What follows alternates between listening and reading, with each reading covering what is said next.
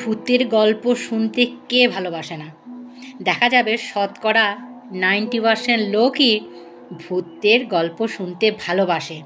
যখন আমরা এক জায়গায় বসি কোনো কিছু গল্প করার জন্য, তখন আমাদের মনে হয় না একটা ভূতের গল্প হয়ে যাক, একটা ভূতের গল্প হয়ে যাক।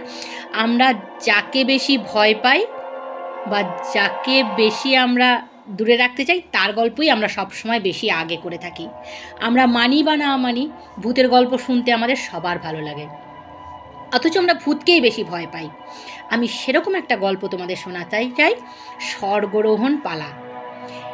একটা গ্রামে যাত্রা যে দল, সেই দলটা না এসে একদল ভূত করল সেই যাত্রাপালার যাত্রা। কীরকম করে শোনো না, আমি তোমাদের শোনাচ্ছি। গল্পের নাম স্বর্গরোহণ পালা, লেখক ষষ্ঠীপদ চট্টোপাধ্যায়। খুব কম করে হলেও 50 বছর আগেকার কথা আমি বলছি। কলকাতার এক নামকরা যাত্রা কোম্পানি মেদিনীপুরের এক গ্রামে চলেছে তাদের দল নিয়ে যাত্রা করতে।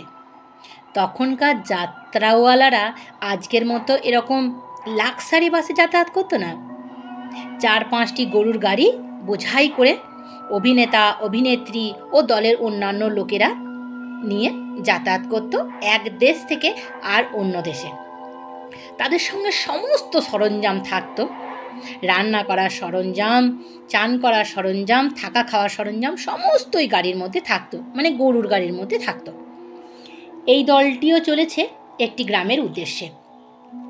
গ্রামের পর গ্রাম তারা কিন্তু পার হয়ে যাচ্ছে। নদী, নালা, বন, জঙ্গল অতিক্রম করে চলেছে এই দলটি। দলের অধিকারী রাখহরি ভাণ্ডারী। রাখহরি ভাণ্ডারী মহাশয় অত্যন্ত সদাশয় লোক ছিলেন। কোনো পার্টির কাছ থেকে দলের যাত্রার জন্য বায়নানামা করার পর কথার খেলাপ তিনি কখনো করতেন না। তিনি মন থেকে চাইতেন আমি কথার খেলাপ করব না, এবং নির্দিষ্ট সময়ের একদিন আগেই তিনি গন্তব্যস্থলে পৌঁছে যেতেন। কিন্তু এবারের যাত্রার মনে মনে একটু প্রমোদ গড়লেন তিনি। গন্তব্যস্থল এখনো 7 থেকে 8 ক্রোশ দূর, অথচ আকাশের অবস্থা ভীষণ খারাপ। ঘন মেঘলায় আকাশ একেবারে ভরে আছে, চড়াম চড়াম করে বিদ্যুৎ চমকাচ্ছে। গরুর গাড়ি যদি রেলগাড়ির মতো ছোটে, তাহলেও তিনি দুর্যোগ এড়িয়ে পৌঁছতে পারবেন না। একেবারে এই আকাশে বৃষ্টি নামে নামে অবস্থা। তবু তিনি চালকের গাড়ি অতি দ্রুত করতে বলে তিনি বললেন, যত তাড়াতাড়ি পারো তুমি তত তাড়াতাড়ি গরুর গাড়ি আগিয়ে নিয়ে চলো। মনে কিন্তু তার শঙ্কা, মনের শঙ্কা, চোখে মুখে শঙ্কা। আকাশের দিকে তিনি বারবার দেখতে লাগলেন। দলের লোকেরা চিন্তিত হয়ে পড়ল খুব। সত্যিই তো, এইভাবে কি আর যাওয়া যায়? তারা বলল, অধিকারী মশাই, এবার বোধ হয় আমাদের দলের মান আর থাকলো না। অধিকারী বললেন, সে বললে তো হবে না ভায়া, যা দুর্যোগ শুরু হয়েছে যেতে আমাদের তো হবেই। তা তো হবেই, কিন্তু তিনি যাবেন কি করে? এই অবস্থায় তিনি ওইখানে পৌঁছাবেন কি করে? ওইখানে না আটকা পড়লে, এখানে যদি তিনি আটকা না পড়েন তাহলে তিনি হয়তো যেতে পারবেন, কিন্তু যা মেঘের অবস্থা! জয় গুরু, জয় গুরু, জয় গুরু তিনি বলছেন এবং আকাশের দিকে তাকিয়ে তাকিয়ে বারে বারে দেখছেন। তিনি বললেন, দেখা যাক আমার কপালে কি আছে। একে তো আষাঢ় মাস, তাই এবার আকাশের এরকম অবস্থা। ওর কি এই বর্ষাকাল ছাড়া ওরা যাত্রা করার সময় পেল না? সে বললে কি হয়, গ্রামগঞ্জের ব্যাপার, চাঁদা তুলতে, টাকা পয়সা জোগাড় করতে, তবে তো তোরা যাত্রা ঠিক করবে। বৈশাখ মাসে হরিসভা দিয়েছিল, তখনই যাত্রা হওয়ার কথা ছিল, কিন্তু টাকা পয়সার জন্যই তারা পিছিয়ে গেছে, তাই এই অসময়ে হচ্ছে যাত্রাপালা। ওদের বড় আশা আমাদের দলের যাত্রা গান শুনবে তারা, তাই দোনামোনা করেও বায়নাটা তিনি নিয়ে নিয়েছিলেন। কিন্তু আকাশের যেরকম অবস্থা করছে তাতে তো, সে তো দেখতেই পাচ্ছি, এই যে প্রলয়ের পূর্বাভাস। বলতে বলতেই ঝড় উঠে গেল। সে কি দারুণ ঝড়! গাছের ডাল ভেঙে পড়ে পড়ে, গাছ উথাল পাথাল। গরুর গাড়ির যে ছাউনি ছিল সে ছাউনি হাওয়ার মধ্যে উড়ে চলে গেল। ধুলোয় পাতায় ঝড়ে গাড়ির চারিদিক ভরে গেল। ঝড় আর জলের দাপট মূর্তিমান বিভীষিকা মনে হতে লাগলো তাদের কাছে। সামাল সামাল রব উঠল চারিদিকে। এদিকে যে গ্রামে যাত্রা হওয়ার কথা ছিল তারাও তখন হাই হাই করছে। শুধু কি এই গ্রামের লোক, ভিন গ্রাম থেকেও তো দলে দলে লোক এসেছে। সকাল থেকে তারা যে যার জায়গা মাদুর পেতে, চাটাই পেতে, বস্তা পেতে বসে আছে তারা হাফ পিত্তেস করে কলকাতার পেশাদারির দলের যাত্রা শোনবার জন্য। রাত 10টার মধ্যে যাত্রা পার্টি আসবার কথা এবং 12টায় যাত্রা আরম্ভ হওয়ার কথা। তারা জায়গায় একই হলো, কিন্তু তিনি তো কথার খিলাপ করেন না, সবাই বলা বলি করছেন। যাই হোক, দুপুরের পর থেকে আরম্ভ হয়ে একটানা সেই দুর্যোগ রাত 9টা নাগাদ কেটে গেল। চারিদিক কাদায় কাদা, জল মাটি ভর্তি। নিচু জায়গাগুলো জলে টইটুম্বুর হয়ে ডুবে গেছে। কোথাও বা পথের উপর দিয়ে জলস্রোত বইছে। শামিয়ানা ছিঁড়ে কাদায় মাখামাখি হয়ে পেরেছে এক্কেবারে। সবাই বিষণ্ণ মনে বসে বসে ভাবছে, তাই তো, যাত্রা হোক আর নাই হোক সেটা তো বড় কথা নয়। এই আজ গ্রামে আসতে গিয়ে এত বড় দলের যে লোকসানগুলো হলো তাদের কি অবস্থা হবে। তারা যে কোথায় কত দূরে কিভাবে আসছে তাই বা কে জানে। গ্রামের লোকগুলো সেই যাত্রা পার্টির বা যাত্রা দলের লোকগুলোর কথা ভাবতে লাগলো। সবাই মনে মনে ভগবানকে ডাকতে লাগলো, দেখো ঠাকুর, যেন দলটির কোনো ক্ষতি না হয়। যাত্রা আজ না হয় কাল হবে, কিন্তু মানুষগুলো যেন প্রাণে বেঁচে থাকে।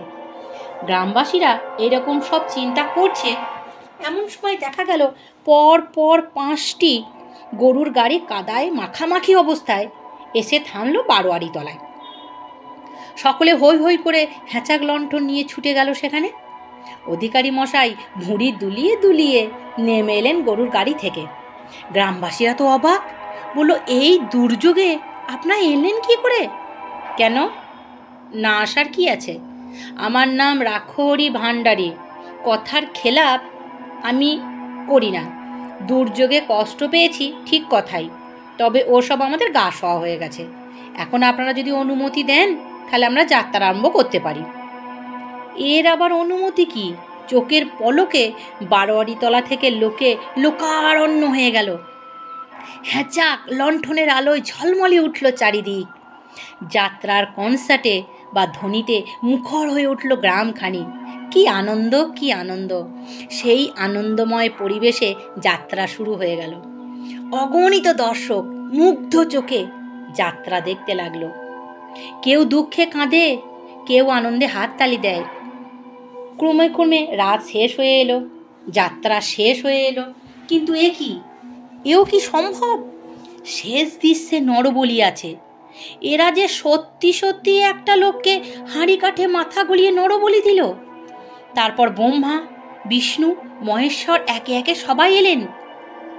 এদের আশীর্বাদে সেই কাটা মুন্ডু আবার জোড়া লেগে গেল। বিস্মিত অভিভূত দর্শকরা ভেবেও পেল না এইসব কি হচ্ছে। এই রকম সাংঘাতিক পালা বা যাত্রা এর আগে তারা কখনো কোনোদিন দেখেনি। বিস্ময়ের পর বিস্ময়। ব্রহ্মা বরদান করে আসরের মাঝখান থেকে হাউসের মতন হুস করে উড়ে স্বর্গে চলে গেলেন। ব্রহ্মার পর বিষ্ণু আর মহেশ্বর। মাটি ছেড়ে তাদেরকেও দেহটা ধীরে ধীরে শূন্যে আকাশে মিলিয়ে যেতে দেখলো সবাই। শুধু ব্রহ্মা নয়, বিষ্ণু নয়, মহেশ্বর নয়, অন্যান্য কলাকুশলীরাও এরকম এক এক এক এক করে স্বর্গরোহণ করলেন। দর্শকদের তোর মূর্ছা যাওয়ার অবস্থা। যা বাবা, এসব কি কাণ্ড! এইসব ঘটতে ঘটতে আস্তে আস্তে ভোরের আলো ফুটে উঠল। আর ভোরের আলো ফুটে ওঠার সঙ্গে সঙ্গে কনসার্ট পার্টির লোকগুলো কীরকম যেন আবছা হয়ে যেতে লাগলো। আর কনসার্টের সুরও যেন মনে হলো ক্রমশ দূর থেকে আরও দূরে মিলিয়ে যাচ্ছে। এইভাবেই এক সময় সুরও মিলিয়ে গেল। লোকগুলো সব আস্তে আস্তে আস্তে অদৃশ্য হয়ে গেল। পরদিন সকালবেলায় দেখা গেল 5টা গরুর গাড়ি বোঝাই হয়ে একটি যাত্রা দল আসছে। গরুর গাড়িগুলি বারোয়ারিতলায় এসে থামতেই অধিকারী মশাই হাত জোর করে এসে বললেন, হে সজ্জন গ্রামবাসীরা, আপনারা আমাকে ক্ষমা করবেন। জীবনে এই প্রথমবার আমার কথা খেলাপ হলো। কাল পথের মধ্যে ভয়ঙ্কর দুর্যোগে পড়ে গেছিলাম আমরা সবাই। আমরা বহু চেষ্টা করেও এখানে আসতে পারিনি। তবে আসতে যেমন পারিনি, তেমনি এই একই টাকার অঙ্কে পর পর 2 রাত আমরা আপনাদের যাত্রাগান করে শোনাব।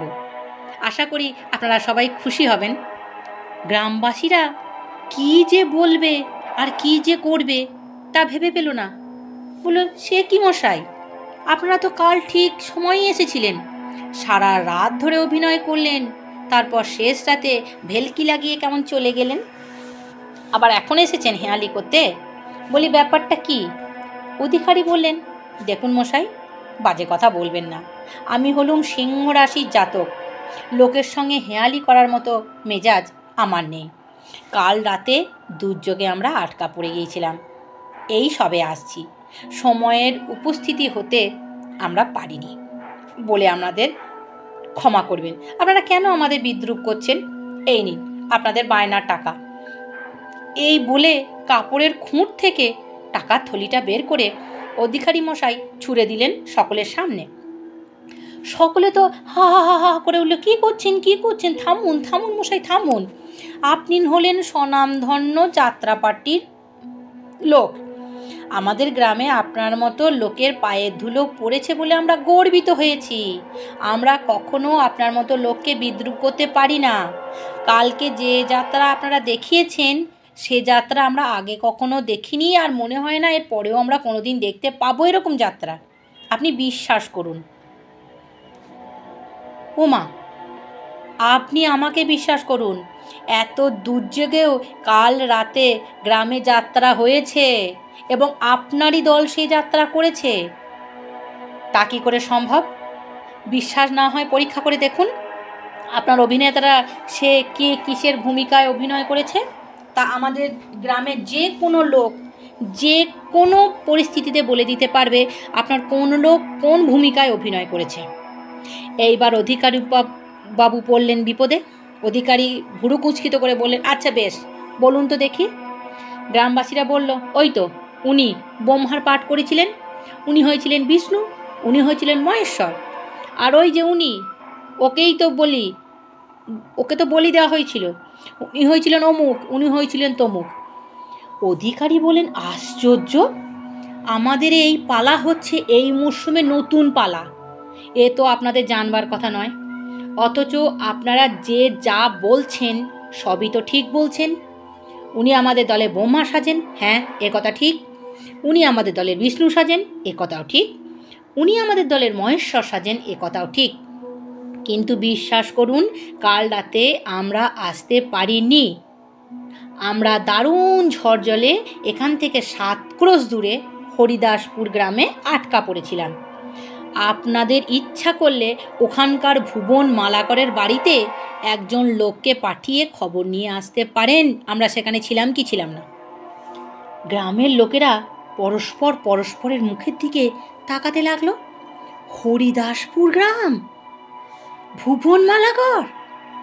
অধিকারী বললেন, হ্যাঁ, হরিদাসপুর গ্রাম, ভুবন মালাকর।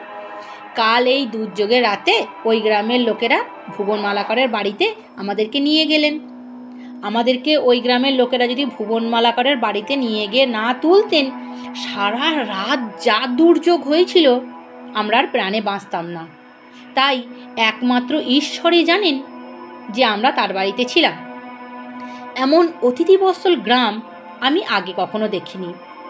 এতগুলো লোককে ভরপেট খাইয়ে দাইয়ে রাত শেষ হওয়ার আগেই আমাদের সড়কে পৌঁছে দিয়ে আপনাদের গ্রাম আসার সহজ যে পথটি, সেটি দেখিয়ে না দিলে আজ বিকেলের আগে এখানে আমরা আসতে পারতাম না।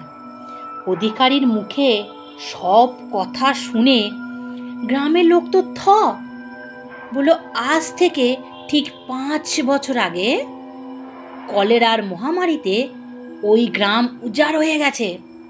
হরিদাসপুরে এখন গ্রামের চিহ্ন মাত্র নয়, শুধু ওখানে পড়ে আছে বন আর জঙ্গল। আর ভুবন মালাকার, ওই মহামারীর কবল থেকে তিনিও রক্ষা পাননি। সে কি, কাল রাতে তাহলে ভূতের পালা দেখেছিলাম আমরা? শুধু কি আপনারা, আমরাও যে কাল সারা রাত জেগে কাদের যাত্রা দেখিয়েছি তা এবার ভালোই বুঝতে পারছি। উফ, কি সাংঘাতিক সেই যাত্রা! যাক, ভাগ্য ভালো যে প্রাণে বেঁচে গেছেন। এখন বিশ্রাম করুন, তারপর রাত্রিবেলা মনের আনন্দে আপনাদের যাত্রা দেখব। অধিকারী বলল, না, রাতে নয়, যাত্রা আজ দুপুরেই হবে। তারপর রাত্রিটা বিশ্রাম নিয়ে কাল সকালেই পালাবো আমরা এখান থেকে। আর এ তল্লাটে কখনো নয়। অধিকারীর কথা মতো তাই হলো। দিনে দুপুরেই খোলা আকাশের নিচে যাত্রা দেখল সকলে। এই অলৌকিক যাত্রাপালার কথা প্রত্যক্ষদর্শীদের মুখে শোনার পরও এখানকার লোকেরা হেসে উড়িয়ে দেয়। কেউ বিশ্বাস করতে চায় না, বলে এটা একটা আষাঢ়ে গল্প ছাড়া আর কিন্তু কিছুই নয়। এখন শোনাবো আতঙ্কের রাত, লেখক ষষ্ঠীপদ চট্টোপাধ্যায়। সেদিন সকাল থেকে মুষলধারে বৃষ্টি হচ্ছিল। পথ ঘাট জলে ডুবে গিয়েছিল একেবারে। যানবাহন পর্যন্ত বিপর্যস্ত হয়ে পড়েছিল। যানবাহন চলাচল প্রায় একেবারে বন্ধ হয়ে গেছিল। অফিস কামাই করে ঘরে বসেছিলাম। হঠাৎ সন্ধেবেলা অবনী এসে হাজির। ওর চুল উস্কো খুস্কো, চোখ দুটো লাল টকটকে। কত দিন যে দাড়ি কামাইনি। বললাম, কী ব্যাপার রে অবনী, তোর এরকম অবস্থা কেন? অবনী একটি কথাও না বলে আমার ঘরে ঢুকে সোফায় গা এলিয়ে চুপচাপ বসে রইল। অবনী আমার বন্ধু। ও একজন প্রেস ফটোগ্রাফার। বিভিন্ন কাজে ওর তোলা ফটো ছাপানো হয়। খুব স্মার্ট এবং সুদর্শন যুবক। ত্রিবেণীতে গঙ্গার ধারে ওদের নিজেদের বাড়ি, সেখানেই থাকে এবং ডেলি প্যাসেঞ্জারি করে। অবনীর ওই রকম চেহারা দেখে আমি বললাম, তোর কি হয়েছে অবনী? এ কি চেহারা তোর? অবনী তার করুণ চোখ দুটি তুলে আমার দিকে তাকিয়ে বলল, আমি বোধ হয় বেশি দিন বাঁচব না রে। আমি বললাম, কেন? হঠাৎ এরকম তোর মনে হচ্ছে কেন? অবনী আমাকে বলল, তুই ভূত বিশ্বাস করিস? আমি বললাম, না, তবে ভূতের নামে আমি ভয় পাই, কিন্তু চাক্ষুষ দেখিনি বলে আমি বিশ্বাস করি না। বাড়িতে আমি একদম টিকতে পারছি না রে। আজ কিছুদিন হলো আমার ঘরে অদ্ভুত সব কাণ্ড হচ্ছে জানিস। আমার এত ভয় করছে যে মনে হচ্ছে আমি আত্মহত্যা করি। ওর কথায় শিউরে উঠলাম আমি। বললাম, ছি অবনী, এ কথা মুখেও আনতে নেই। কা পুরুষের মতো কথা বলিস না। আত্মহত্যা করে কা পুরুষে? তুই পুরুষের মতো পুরুষ, আত্মহত্যা করতে যাবি কেন তুই? অবনী হঠাৎ বলল, আচ্ছা, আমি পাগল হয়ে যাইনি তো? আমি বললাম, মনে হচ্ছে তাই হয়েছিস। যাক, তোর ভাই কি করছে এখন? সে তো মাস 2 হলো দুর্গাপুরে চাকরি পেয়ে চলে গেছে। তুই তাহলে বাড়িতে একা? হ্যাঁ, কিন্তু বিশ্বাস কর, আজ কিছুদিন হলো ও বাড়িতে আমি কিছুতেই থাকতে পারছি না রে। আমার বড় ভয় করছে। ওখানে আমি প্রতি রাতে আর একজনের অস্তিত্ব অনুভব করছি। আমি বললাম, কে সে? তা তো আমি জানি না, তবে সে যে অশরীরী তা আমি কিন্তু বুঝতে পারি। আমি নিজেই তখন স্টোভে জল গরম করে চা বসালাম। তারপর 2 বন্ধুতে চা খেয়ে একটু আয়েস করে গুছিয়ে বসলাম। বললাম, অবনী বল, আমি ভাবছি কিছুদিন তোর ওখানে থাকবো, বুঝলি? তোর কোনো অসুবিধা হবে না তো? অবনী বলল, না না, অসুবিধা হবে কেন? তবে আমার মনে হয় তোর আমার কাছে থাকার চেয়ে আমারই বরং তোর এখানে থাকা ভালো। খবরদার, ওখানে কোনো মানুষ থাকতে পারে না রে। তুইও পারবি না। আমার মতো তুইও হয়ে যাবি বদ্ধ পাগল। আমি ভাবছি ও বাড়িটা বিক্রি করে অন্য কোথাও চলে যাব রে। তোর ভাই আপত্তি করবে না? বোধহয় করবে না। ওকে সব আমি জানিয়ে চিঠি দিয়েছি। সামনের মাসে ও সোজা তোর এখানে চলে আসবে। তারপর ওইখানে বসে আলোচনা করা যাবে, কি আমরা করব সেটা ঠিক করা যাবে। ঠিক আছে? এই বাড়িতে তোরা কতদিন আছিস রে? দেখ, ওই বাড়িতে আমরা অনেক দিন আছি। ওটা আমাদের পৈতৃক বাড়ি। আমার আমার ভাইয়ের জন্ম ওই বাড়িতেই হয়েছে। আচ্ছা বলতো, এর আগে কখনো ওরকম অস্তিত্ব তোরা অনুভব করেছিস? না, কখনো এরকম অস্তিত্ব আমরা অনুভব করিনি। এমনকি দিন 15 আগেও আমি কিছুক্ষণ গুম হয়ে বসে রইলাম। তারপর বললাম, ঠিক ঠিক কী হয়েছে বলতো? অবনী একবার হাতের ঘড়িটা দেখল, তারপর বলল, তুই যখন নিজেই যেতে চাইছিস তখন আমার মনে হয় আমার কথা না শুনে সব কিছু তো নিজের চোখেই দেখা ভালো। তুই যা অনুভব করবি সেটা আমার বলার থেকে অনেক ভালো হবে। কেননা আমার সব কথা তুই বিশ্বাস করবি কি না তা তো আমি জানি না বল। তবে তুই গেলে আমি খুব খুশি হব, কেননা আমিও দেখতে চাই আমার ঘরে আর একজনের উপস্থিতি সত্ত্বেও ওই সব ঘটনা ঘটছে কি না আমার মনের ভুল। যদি যাস তো এক্ষুনি চল, লাস্ট ট্রেনটা পেয়ে আমরা সেই লাস্ট ট্রেনেই চলে যেতে পারবো। আমি বললাম, না, আজ এই দুর্যোগের রাতে নয়, কাল সকালে বরং যাব। তারপর 2-1 দিন থেকে আমরা তোর সঙ্গে করে তোকে নিয়েই আমি ফিরব। যতদিন না তোর ভাই আসে ততদিন তুই আমার কাছে থাকবি। এই অবস্থায় তোকে একা থাকতে দেওয়াটা ঠিক হবে না। অবনী বলল, তাহলে খুব ভালো হয় রে। আমার এখন না মাথা ঠিক নেই, আমার নিজেকে কেমন পাগল পাগল লাগে। আমার ভালো মন্দর ভার আমি এখন থেকে তোর হাতেই ছেড়ে দিলাম। তবে এও জেনে রাখিস, আমি আর কোনো দিনও একলা থাকতে পারবো না রে। সব সময়ের জন্য আমার একজন সঙ্গী অবশ্যই চাই।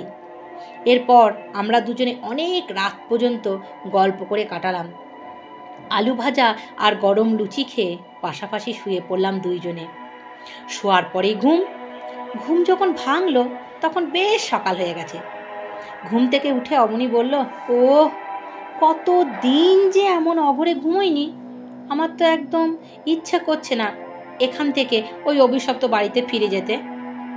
আমি বাথরুমে গিয়ে মুখ হাত পা ধুয়ে এসে বললাম, তোর ওখানে যাওয়ার গাড়ি কখন? সে বেলা 1টায়। সে কি, সারা দিনে আর কোনো গাড়ি নেই? না, একটা ছিল সকালে, সেটা হয়তোক্ষণ ছেড়ে চলে গেছে বুঝলি। তা যাক, বেলা 1টার গাড়িতেই সই, 1টার গাড়িতেই আমরা যাব। দুপুরে খেয়ে দিয়ে দুজনে হাওড়া স্টেশনে এলাম। তারপর বারহাওয়ারা প্যাসেঞ্জারে 3টের মধ্যেই ত্রিবেণী। সেখান থেকে রিকশায় চেপে গঙ্গার ধারে ওদের বাড়িতে। ছোট্ট দোতলা বাড়ি। অবনীর সঙ্গে আমাকে আসতে দেখে আশেপাশের লোকেরা এবং দোকানদাররা চাপা গলায় ফিসফিস করে নিজেদের মধ্যে কি যেন বলা বলি করতে লাগলো। আমি তখনকার মতো আর চোখে সব কিছু দেখে নিলাম। তারপর অবনীদের বাড়িতে গিয়ে দোতলায় ওর শোয়ার ঘরে ঢুকলাম। ওর ল্যাবরেটরি হচ্ছে ঠিক নিচে, একপাশে খোলা ছাদ। ওর ঘরের ভেতর থেকে গঙ্গা দেখা যায়, ছাদ থেকে দেখা যায় শ্মশান। অবনীর বাড়িতে গিয়ে হাত মুখ ধুয়ে চা পর্ব শেষ করলাম। তারপর বললাম, অবনী, আমি একবার আধা ঘন্টার জন্য বাইরে যাচ্ছি বুঝলি, তুই একা থাকতে পারবি তো? অবনী বলল, তা পারবো, এখন দিনের বেলা তো কোনো ভয় নেই, যা কিছু উপদ্রব সব রাতে শুরু হয় বুঝলি, তুই কিন্তু বেশি দেরি করিস না। না রে বাবা না, তোকে একা রেখে আমি কখনো বেশিক্ষণ বাইরে থাকতে পারি? আমি অবনীদের বাড়ি থেকে বেরোতেই পাশের বাড়ি একজন বয়স্ক মহিলা আমাকে ডাকলো, ও বাবা, ও শোনো শোনো শোনো। আমি তার কাছে গেলাম। তুমি অবনীর কে হও গো? আমি বললাম, আমি অবনীর বন্ধু হই। কেন বলুন তো? তুমি এসেছো, খুব ভালো হয়েছে বাবা। হঠাৎ যে কি হলো ছেলেটার, মাঝরাত্রি হলেই চিৎকার করে জানো, আর ঘরময় ছুটোছুটি করে।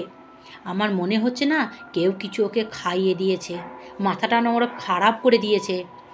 তুমি বাবা ওর ভাইকে একটা খবর দাও, আর যদি পারো তো কোনো মানসিক ডাক্তার তুমি ওকে একবার দেখিয়ে দাও। আমি সেই জন্যই এখানে এসেছি মাসিমা। বেশ করেছো বাবা, বেশ করেছো।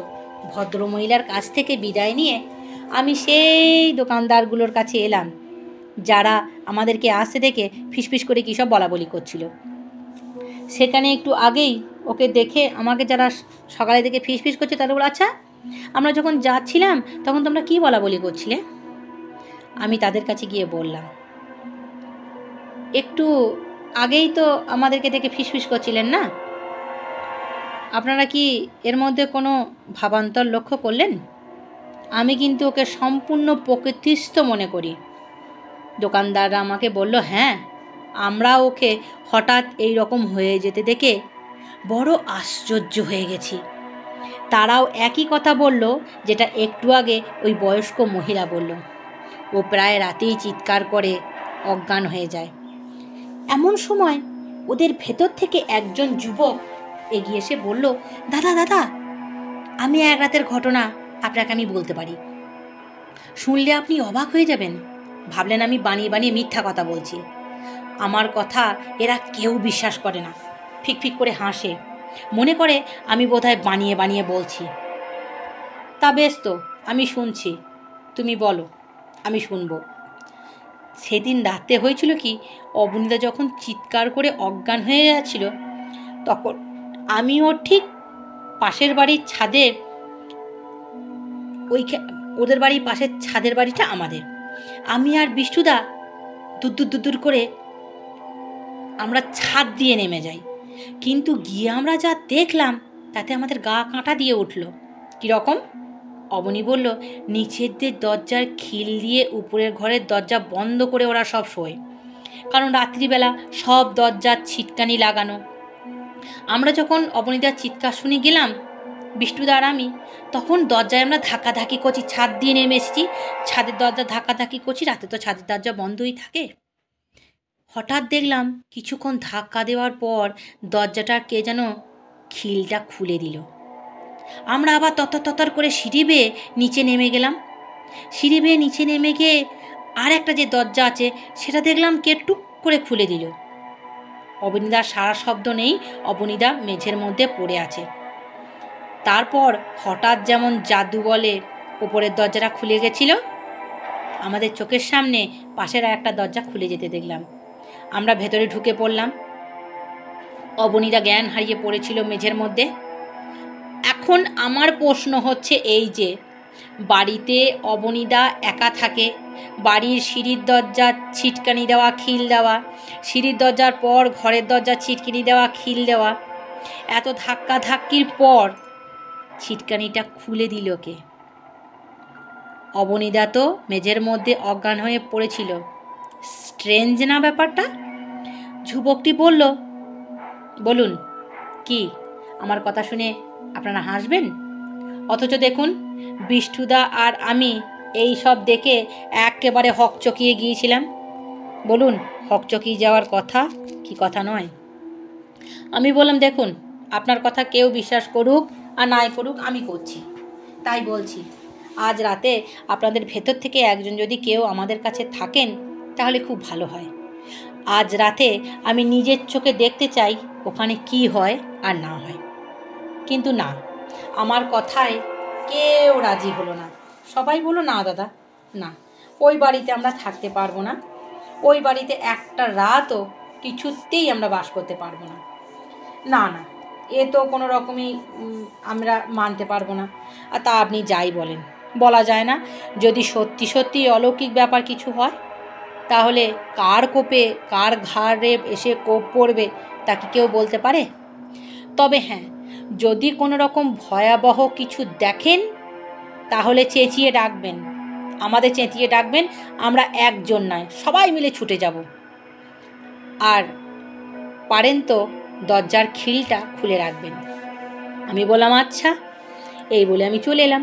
আমি যখন ফিরে এলাম তখন দেখি অবনী ছাদের আলসের ধারে চুপচাপ দাঁড়িয়ে আছে। আমি এসে বললাম, কী রে, একা থাকতে ভয় করেনি তো? অবনী ঘাড় নেড়ে বলল, না, তবে মনে খুব একটা সাহসও পাচ্ছিলাম না, এখন তো দিনের বেলা, তাই বদ্ধ ঘরে না থেকে খোলা ছাদে এসেছি, এসে বসে আছি। বেশ করেছিস, এখন চল দেখি গঙ্গার ধার থেকে একটু বেরিয়ে আসি। কোথাও নয়, এই দেখ না আকাশের অবস্থা, এই নামলো বলে। তাহলে চল ঘরে বসে রাতের খাওয়াটা তৈরি করা যাক। কি খাবি বল? স্রেফ ডিমের ঝোল আর গরম গরম ভাত। আমরা দুজনে ঘরে ঢুকে স্টোভ ধরিয়ে ভাত বসালাম। সন্ধে উত্তীর্ণ হয়ে রাত্রি এলো। ভাত হয়ে গেছে, ডিম সেদ্ধ বসাচ্ছি, তেমন সময় শুরু হলো প্রবল বর্ষণ। সে কি প্রচণ্ড বৃষ্টি আর বৃষ্টি! সারা জীবনের রেকর্ড মনে হয় বৃষ্টি আজ ভেঙে দেবে, হার মানা বৃষ্টি। এরই মধ্যে আমি জিজ্ঞাসা করলাম, অন্যদিন কি এরকম সময় উৎপাত আরম্ভ হয়? কোনো ঠিক নেই, কখনো সন্ধ্যের পর থেকে হয়, কখনো মাঝরাত থেকে হয়। অবশ্য তুই থাকার জন্য যদি না হয় তাহলে অন্য কথা, এটা আমাকে অবনী বলল। আমি নিজেই মনে নানা রকম কল্পনা করতে লাগলাম, এখানে কি ঘটে না ঘটে তাই নিয়ে। অবনী এখনো পর্যন্ত আমাকে কিছুই বলেনি। রাত তখন 10টা। এ পর্যন্ত সময়টা বেশ নিরুপদ্রবী কাটল।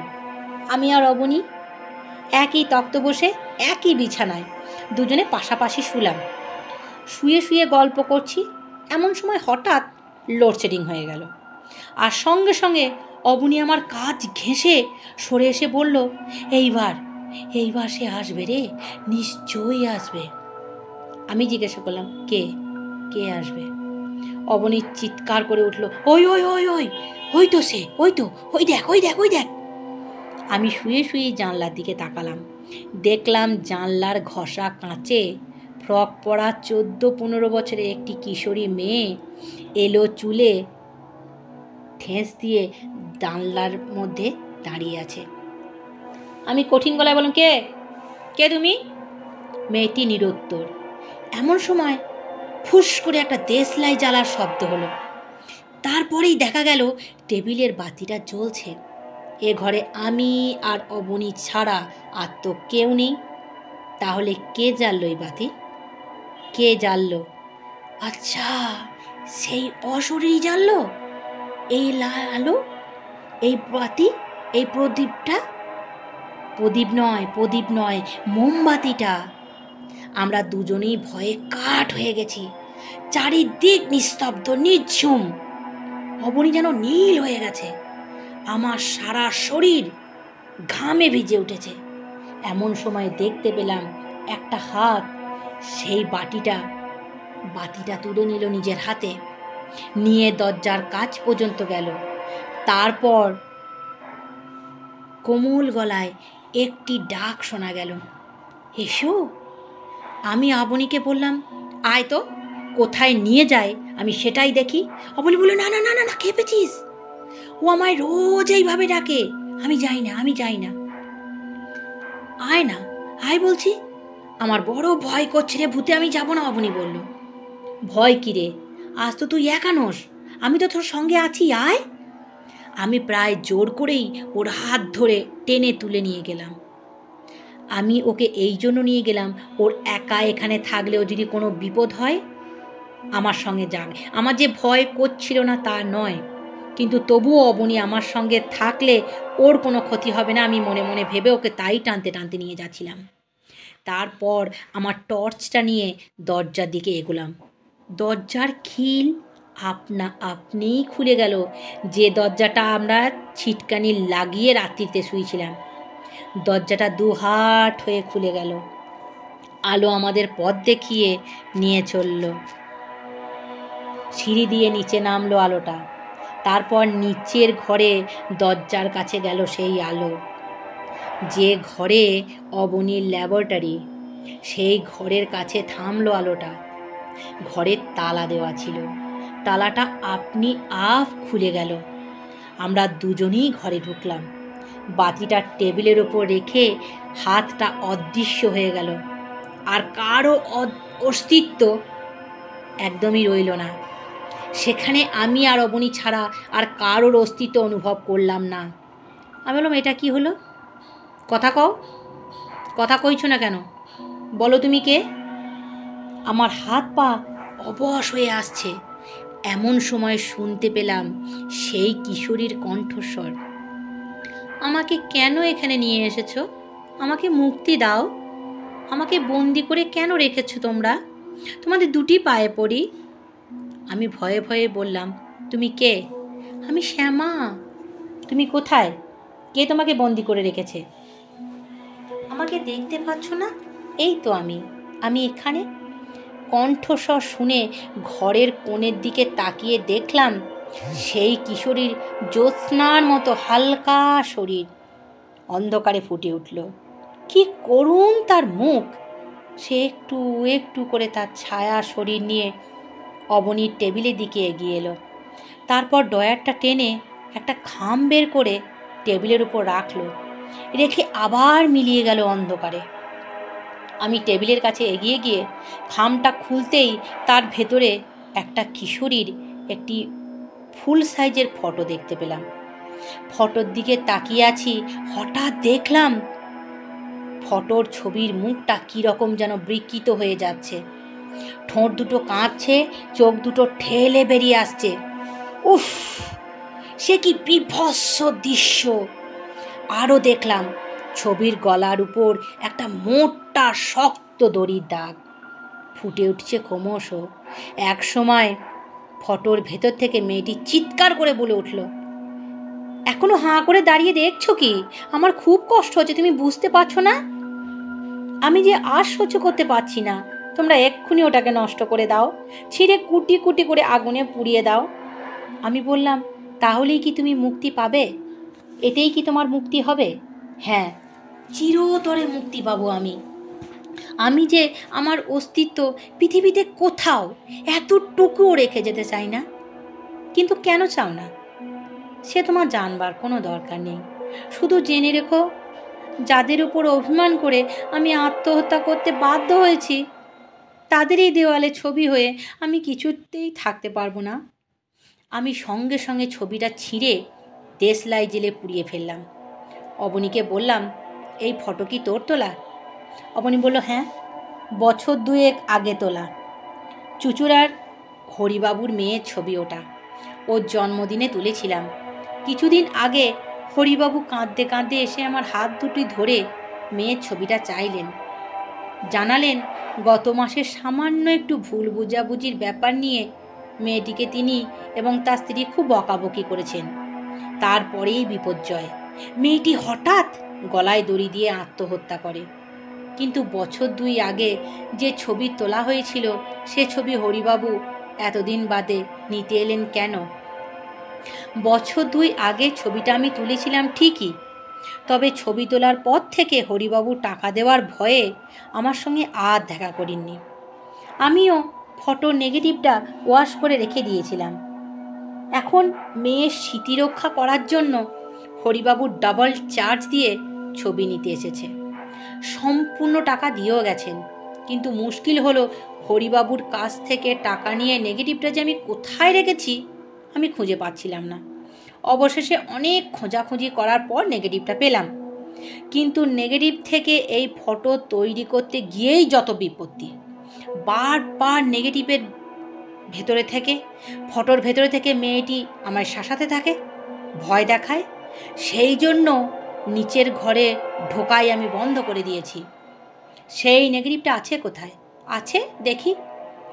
অবনী নেগেটিভটা আমার হাতে দিতেই আমি সেটাকে আগুনে পুড়িয়ে ফেললাম। তারপর ধীরে ধীরে টর্চের আলোয় পথ দেখে দেখে সব দরজা যেগুলো বন্ধ করা ছিল সেগুলো খুলে দিলাম। সারা রাত আমাদের ঘুম এলো না। শুয়ে শুয়ে অনেক গল্প করলাম দুইজনে। বৃষ্টির বেগও কমে গেল। ভোরবেলায় চা করে খেলাম। ভোরের আগেই কারেন্ট এসে গেল।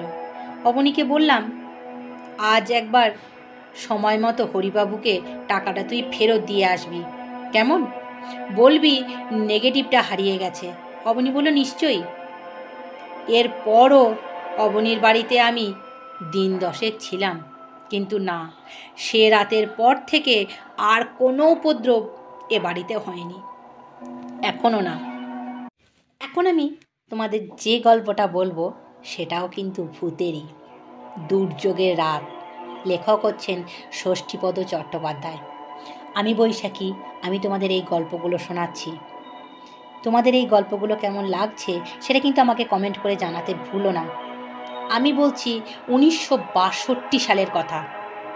আমার বয়স তখন 21 বছর, মানে লেখকের বয়স তখন 21 বছর। রেলে চাকরি পেয়ে মেদিনীপুরে আছি। তখন বৈশাখ মাসের শেষ, প্রচণ্ড গরমে হাঁসফাঁস করা বিকেল, তার উপর ঝাঁঝা রোদ্দুরে কুলি কামারির কাজ। মেদিনীপুর শহর প্রান্তে কাঁসাই নদীর তীরে বাঁধের উপর আমাদের তাঁবু পড়েছে। ব্রিজে ক্রপিং হচ্ছে তখন। সারাটা দিন রোজের কাজ করতে করতে ক্লান্ত অবসন্ন হয়ে পড়েছি আমরা। হঠাৎ বিকেলের দিকে আকাশে কালো করে একটা মেঘ এলো। আমাদের সঙ্গে ছিল গুণধর মেট। বলল, ওরে বাবা রে, এ যে ঈশানের মেঘ গো, বৃষ্টি একটু হবেই হবে।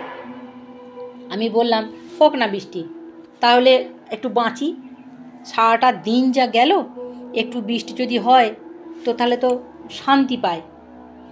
আমাদের সঙ্গে যারা কাজ করছিল, কাজের শেষে তাদের অনেকেই যে যার বাড়ি চলে গেল। রইল শুধু গুণধর ও গোষ্ঠদা।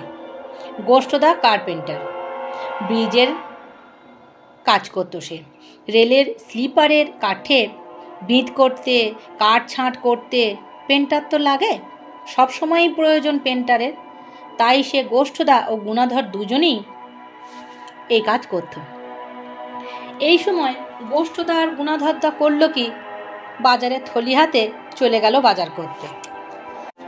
নদীর ধার, নির্জন স্থান, তাঁবুর মধ্যে রইলাম একা শুধু আমি। কিছুতেই থাকতে আমি চাইনি, কেননা একে তো দুর্যোগের পূর্বাভাস, তার উপরে এই ভয়ঙ্কর নির্জনতা। অথচ উপায় নেই, একজন অন্তত পাহারাদার না থাকলে সর্বস্ব চুরি হয়ে যাবে। তবু পাহারা দেওয়ার জন্য চৌকিদার একজন তো থাকে, তবে সে লোকটা আজ 2 দিন হলো অনুপস্থিত। চৌকিদারের নাম জগাইদা, বড় ভালো মানুষ, বয়স হয়েছে। আমাকে বলে, এসব কাজ তোমার জন্য নয়, ওর কোনো ভবিষ্যৎ নেই এই কাজের মধ্যে। এ কাজ ছেড়ে কোনো অফিসে টফিসে যাতে ঢুকতে পারো, সেই ধান্দাই লাগাও না দেখি। জগাইদা তো বলেই খালাস, কিন্তু অফিসের চাকরি আমাকে দেবে কে? তাই শুনি যাই, জগাইদার কথা আমি শুনে যাই। ভালোবাসে তাই তো বলে। আর শত কষ্ট সহ্য করেও আমি চাকরিটা বজায় রেখেছি। হাজার হলেও লেডের চাকরি তো। যাই হোক, সবাই চলে গেলে আমি একা মন মরা হয়ে বসে রইলাম। হঠাৎ আমার শরীরের উপর দিয়ে একটা ঠান্ডা স্রোত বয়ে গেল। বুঝলাম বৃষ্টি হচ্ছে কোথাও। চারিদিক অন্ধকার হয়ে আসছে, তবু কোনো রকমে আলোটা আমি জ্বাললাম। হঠাৎ ঝড় উঠল। প্রথমে গোঁ গোঁ করে একটা শব্দ, তারপরে কড়কড় কড়কড় কড়কড় শব্দে বাজ পড়তে লাগলো। আলোর চাবুক একদিক থেকে আর এক দিগন্তে ছিটকে চলে গেল। আমার যেন ডাক ছেড়ে কান্না এলো। সত্যি বলতে কি, এই ভয়ঙ্কর নির্জনে আমার তখন ভূতের ভয় করতে লাগলো খুব। যত রাত হলো, আমার গুণাধর আর গোষ্ঠদার উপর আমার তত রাগ বাড়তে লাগলো। আমাকে এইভাবে একা রেখে ওদের চলে যাওয়া একদম উচিত হয়নি। আসলে বাজার করতে যাওয়াটা তো ওদের অছিলা, ওরা গেছে নেশা করতে। বাজার তো কত করবে, কিন্তু আজ তা না করলেও কোনো ক্ষতি ছিল না। এখন আমি একা এখানে কি করি? এই নির্জনে ভূতের ভয়, সাপের ভয়, বিচ্ছের ভয়, সব কিছু একসাথে পেয়ে বসলো আমাকে। এই দুঃসময়ে মনে মনে ভগবানকে ডাকতে লাগলাম। এমনকি এও ঠিক করলাম, এই চাকরি আর নয়, কাল সকাল হলেই আমি পালাবো। আমি এই যে চাকরির কর্তাদের আমি বলবো, শালিমারে যদি পোস্টিং দিতে চান তো ভালো কথা, নইলে আমি চাকরিতে ইস্তফা দেব। আমার এই সব চিন্তা ভাবনার মধ্যেই দেখি টর্চ হাতে কে যেন একজন দ্রুত আমার দিকে ধেয়ে আসছে। শুধু আসছে নয়, আমার নাম ধরেও ডাকছে। আমি তাঁবু থেকে বেরিয়ে এসেই দেখি, ও মা, জগাইদা। জগাইদা রক্তচক্ষুতে বলছেন, শয়তান দুটো কোথায় রে? বললাম, ওরা তো বাজারে গেছে। এই নির্জনে তোকে একা রেখে, তার উপর এই দুর্যোগে আমি না থাকলেই দেখছি ওদের সাহস বেড়ে যায় খুব। কিন্তু জগাইদা, তুমি এই 2 দিন কোথায় ছিলে গো? আর বলিস না ভাই, গিয়েছিলাম একটু মেয়ের বাড়ি, তা সেখানেই সে যত বিপদ। যাক সে কথা, আমি যখন এসে গেছি তখন তোর আর কোনো চিন্তা নেই, কিন্তু এখানে এক মুহূর্ত থাকিস না আর। কেন জগাইদা? এই অন্ধকারে যাব কোথায় আমি? চল চল চল, আমি তোকে আমার একটা পরিচিত একজন আছে তার বাড়িতেই রেখে আসি। এই পরিস্থিতিতে মাঠের মাঝখানে কি পড়ে থাকা যায়? তাছাড়া আকাশের যা অবস্থা, তাতে ঝড় এখনই উঠল বলে একটু পরে তাঁবু টাঁবু কোথায় উড়ে যাবে কেউ বলতে পারে না, বুঝলি? বলার সঙ্গে সঙ্গেই দারুণ একটা ঘূর্ণিঝড় হঠাৎ ধুলোবালি উড়িয়ে চারিদিকে ঘুরপাক খেতে লাগলো। তারপরেই দেখি বাঁধের উপর আমরা 2জন। ওমা, তাঁবু উধাও। এরপর নামলো বৃষ্টি। জগাইদা ভিজে ভিজেই আমাকে নিয়ে এলো এক গোয়ালার বাড়িতে। এসে হাঁক ডাক করতেই বাড়ির লোকজন বেরিয়ে এলো। জগাইদার বিশেষ পরিচিত এরা।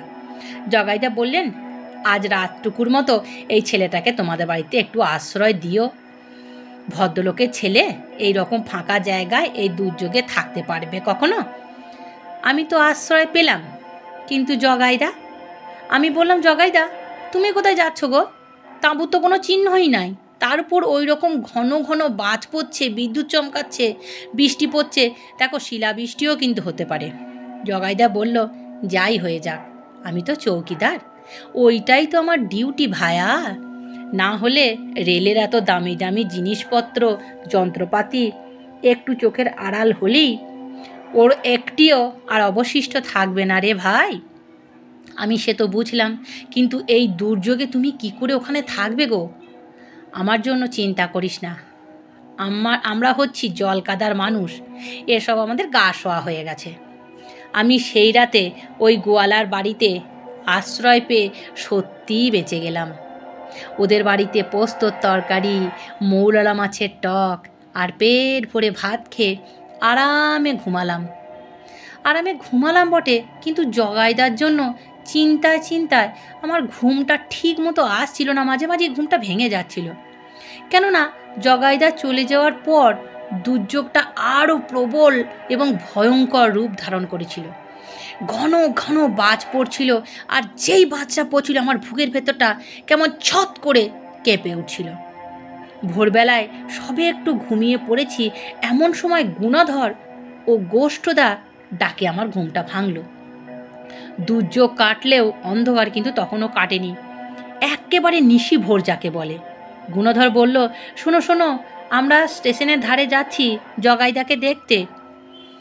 তুই সকাল না হওয়া পর্যন্ত এখানেই কিন্তু থাকো, বুঝলে? বেলায় একবার শ্মশানে চলে যেও। চমকে উঠলাম আমি, সে কি, কেন শ্মশানে কেন? আরে বলো না, মেয়ের বাড়ি থেকে ফেরার পথে জগাইদা সাপের কামড়ে মারা গেছে। একেবারে জাত কেউটেই কেটেছে জগাইদাকে, বুঝলে? বুঝলে মানে? মানে দারুণ বিস্তার। আমার সারা গায়ে যেন কাঁটা দিয়ে উঠল। ওদের কথা যদি সত্যি হয়, তাহলে কাল সন্ধ্যাবেলা যে আমাকে এই বাড়িতে পৌঁছে দিয়ে গেল, সে কে? আমি সকাল হতেই গোয়ালার বাড়ি থেকে বেরিয়ে নদীর ধারে আমাদের সেই কর্মস্থলে গিয়ে পৌঁছালাম। তখন সেখানে অনেক লোকজন, আমাদের কুলি খালাসিরাও এসে হাজির হয়ে গেছে। সবাই বলল, আমরা তো এই ভাবনাই করছিলাম গো যে তোমার কি হলো, এই দুর্যোগে গেলে কোথায় তুমি? কি দুর্যোগী না কাল ছিল, তিনজন সহকর্মীকে হারালাম। জগাইদা তো মেয়ের বাড়ি থেকে ফেরার পথে সাপের কামড়ে মরল, গুণাধর আর জ্যৈষ্ঠ মরল ফাঁকা মাঠে বজ্রঘাতে। কখন? কেন, কাল সন্ধেবেলা নেশা করতে গিয়ে। আমার তো হাত পা তখন ঠান্ডা হয়ে গেছে। এমনও হয় নাকি? আমি এক মুহূর্ত সেখানে দাঁড়িয়ে না থেকে স্টেশনের পথে ধরলাম। সেই আমার শেষ। যদি গুণাধর আর গোষ্ঠদা কালকে রাতে মারা গেছিল, তাহলে আজকে আমাকে নিশি ভোরে জগাইদার খবরটা দিল কে? আমি এক মুহূর্ত সেখানে না থাকার সিদ্ধান্ত নিয়ে ভুল করেছি না ঠিক করেছি তোমরা আমাকে কমেন্ট করে জানিও। আর তোমাদের আমার গল্পগুলো কেমন লাগছে সেটাও জানিও। আচ্ছা, আত্মারা কি পিণ্ড পেলে তাদের আত্মার শান্তি পায়? আত্মার শান্তি কি পিণ্ডতে শান্তি হয়? তাদের কি গয়ায় গিয়ে পিণ্ড দিয়ে আসলে তারা আর কোনো উৎপাত করে না, তারা চলে যায় এখান থেকে? সবাই তো বলে শরীরের মৃত্যু হয় কিন্তু আত্মার মৃত্যু হয় না। আচ্ছা, তোমরা যদি এই গল্পটা শুনতে চাও তাহলে এক মন দিয়ে শোনো। লেখক ষষ্ঠীপদ চট্টোপাধ্যায়, গল্পের নাম রাতের অতিথি। সেকালে যখন ট্রেন চলছিল না, বাস চলতো না, তখন লোকেরা প্রাণের মায়া ত্যাগ করে দলবদ্ধ হয়ে পায়ে হেঁটে এক দেশ থেকে অন্য দেশে যাতায়াত করত। পথে চোর ডাকাতও পড়ত, নির্যাতনও ভোগ করতে হতো অনেক, কেউ কেউ তো প্রাণেও মারা যেত। তাই লোকে যতটা সম্ভব সাবধানতা অবলম্বন করেই পথ চলত। এই রকম একটি দল চলেছে তীর্থযাত্রায়। উদ্দেশ্য কাশীতে বিশ্বনাথ দর্শন করে মথুরা হয়ে বৃন্দাবন যাবেন। এই দলটিতে গোলক নামে এক তরুণ ছিল। তার বাড়ি ছিল বর্ধমান জেলার মেমারি গ্রামে। সে অবশ্য সেখানে যাবে না, তার গন্তব্যস্থল হলো গয়া। গয়ায় গিয়ে গদাধরের পাদপদ্মে পিতৃপুরুষের উদ্দেশ্যে পিণ্ডদান করে সে ফিরে আসবে। এই দলের সঙ্গে যেতে যেতে গোলক হঠাৎ অসুস্থ হয়ে পড়ল। সঙ্গের লোকেরা ওকে অসুস্থ অবস্থাতেই ফেলে রেখে চলে গেল। যাওয়ার আগে বলে গেল, আমরা পাশের গ্রামে তোমার জন্য কাল সকাল পর্যন্ত অপেক্ষা করব। আশা করি এর মধ্যে তুমি আমাদের ধরে ফেলবে। গোলক আচ্ছা বলে একটি গাছতলায় গাছের গুঁড়িতে ঠেস দিয়ে শুয়ে পড়ল। সে ভাবতে লাগলো অনেক কিছু, তার অসুস্থতার কারণের কথা সে ভাবতে লাগলো। অবশ্য অন্য কিছু নয়, শুধু পথশ্রমে ও রোদে ঘুরে ভীষণ গাটা বমি বমি করছিল তার। চোখে মুখে ভালো করে যা দেখতে পাচ্ছিল না সে, রোদের জন্য চোখের সামনে জাল পড়ে আসছিল। দলটির সঙ্গে পায়ে হেঁটে হেঁটে এগিয়ে যাওয়ার মতো ক্ষমতা সে কিন্তু হারিয়ে ফেলেছিল। যাই হোক, ক্লান্ত অবসন্ন দেহে গাছতলায় শুয়ে পড়তেই গভীর ঘুমে সে তলিয়ে গেল। ঘুম যখন ভাঙল তখন শরীরও সুস্থ হয়েছে। গোলক চোখ মেলে দেখল চারিদিকে শুধু বন জঙ্গল আর ঘন অন্ধকার। এই অন্ধকারে তো সারাটা রাত গাছতলায় পড়ে থাকা যায় না, তাই একটু নিরাপদ আশ্রয়ের জন্য এগুলো সে। খানিকটা যাওয়ার পর একটা জায়গায় একটু আলো দেখতে পেয়ে আশান্বিত হলো সে। আলো লক্ষ্য করে এগিয়ে গিয়ে সে দেখল এক বর্ধিষ্ণু চাষি পরিবারের বাড়ি সেটা। বাড়ির সামনে মাটির দাওয়ায় বসে এক বৃদ্ধ তামাক সেবন করছিল। গোলক গিয়ে বিনতিভাবে তাকে বলল, মহাশয়ের কাছে আমার একটা নিবেদন আছে, রাখতে পারি কি? বৃদ্ধ ভদ্রলোক হুঁকো থেকে মুখ তুলে বললেন, কে আপনি? আমি একজন পথিক, দল ছুট হয়ে একা পড়ে গেছি। আপনি আমাকে এক রাতের জন্য আপনার বাড়িতে আশ্রয়ের ব্যবস্থা করে দিতে পারেন? বৃদ্ধ দাবা থেকে নেমে এসে গোলকের মুখের দিকে তাকিয়ে বলল, নিশ্চয়ই পারি, নিশ্চয়ই পারি, কিন্তু মহাশয়ের পরিচয়টা কি? গোলক বলল, দেখুন, আপনি আমার বাবার বয়সী লোক, এখান থেকে আপনি আমাকে আপনি বলবেন না। আপনার পরিচয় আমার পরিচয় আমি আপনাকে দিচ্ছি। আমার নাম গোলক বিহারী। আমি যাচ্ছি, আমার বাড়ি হচ্ছে মেমারি। আমি জাতিতে ভট্টাচার্য ব্রাহ্মণ। যাচ্ছি গয়াধামে আমার বাবা এবং অন্যান্যদের পিণ্ডদান করতে। আজকে রাতটুকু শুধু আপনার বাড়িতে থাকতে চাই। বৃদ্ধ খুবই খুশি হলেন গোলকের কথায়, বলে, নিশ্চয় ভায়া, নিশ্চয়, এমন একটি সৎকর্মে যাচ্ছ তুমি, তখন আমার এখানে আশ্রয় তুমি নিয়েছো যখন, তোমার কোনো কিছুরই কোনো অভাব হবে না। আজ রাতে এখানে থেকে কাল ভোর রওনা দিও। গয়া এখান থেকে খুব বেশি দূরে কিন্তু নয়। গয়া যাওয়ার একটা সোজা পথ আমি তোমাকে কাল ভোরে দেখিয়ে দেব। একটা সীমান্তের গ্রাম, বুঝলে, বিহার এবং বাংলা বর্ডার। এই বলে বৃদ্ধ গোলককে পরম সমাদরে ভেতর বাড়িতে নিয়ে গেলেন। বেশ অবস্থা সম্পন্ন চাষি পরিবার, ঘর গৃহস্থলী জমজম জমজম করছে, মেয়েরা রান্নাঘরে রান্না করছে, ছেলেরা দাওয়ায় বসে সুর করে পদ্য পড়ছে। বৃদ্ধ গোলককে নিজের শোয়ার ঘরে নিয়ে গিয়ে বসালেন। তারপর শুরু করলেন নানা রকমের গাল গল্প। এদেশে নীলকর সাহেবরা কী রকম অত্যাচার করেছে, ইংরেজদের এ দেশ থেকে কেন তাড়ানো হবে না, এইসব আলোচনা করতে লাগলেন তিনি। এরই ফাঁকে একসময় বললেন, আমি অনেক দিন ধরে ঠিক তোমার মতনই একজনের প্রতীক্ষা করছিলাম জানো, যে গয়ায় পিণ্ড দিতে যাবে। গয়ায় যাওয়া কি চারটিখানি কথা বলো, কত বন জঙ্গল নদী নালা পার হয়ে আসতে হয়, পাহাড় পর্বত ডিঙোতে হয়। তা ভায়া, আমার একটা উপকার করবে তুমি? বলুন, কি উপকার করব আমি আপনার? যদি আমার সাধ্যের মধ্যে হয় তাহলে নিশ্চয়ই করব।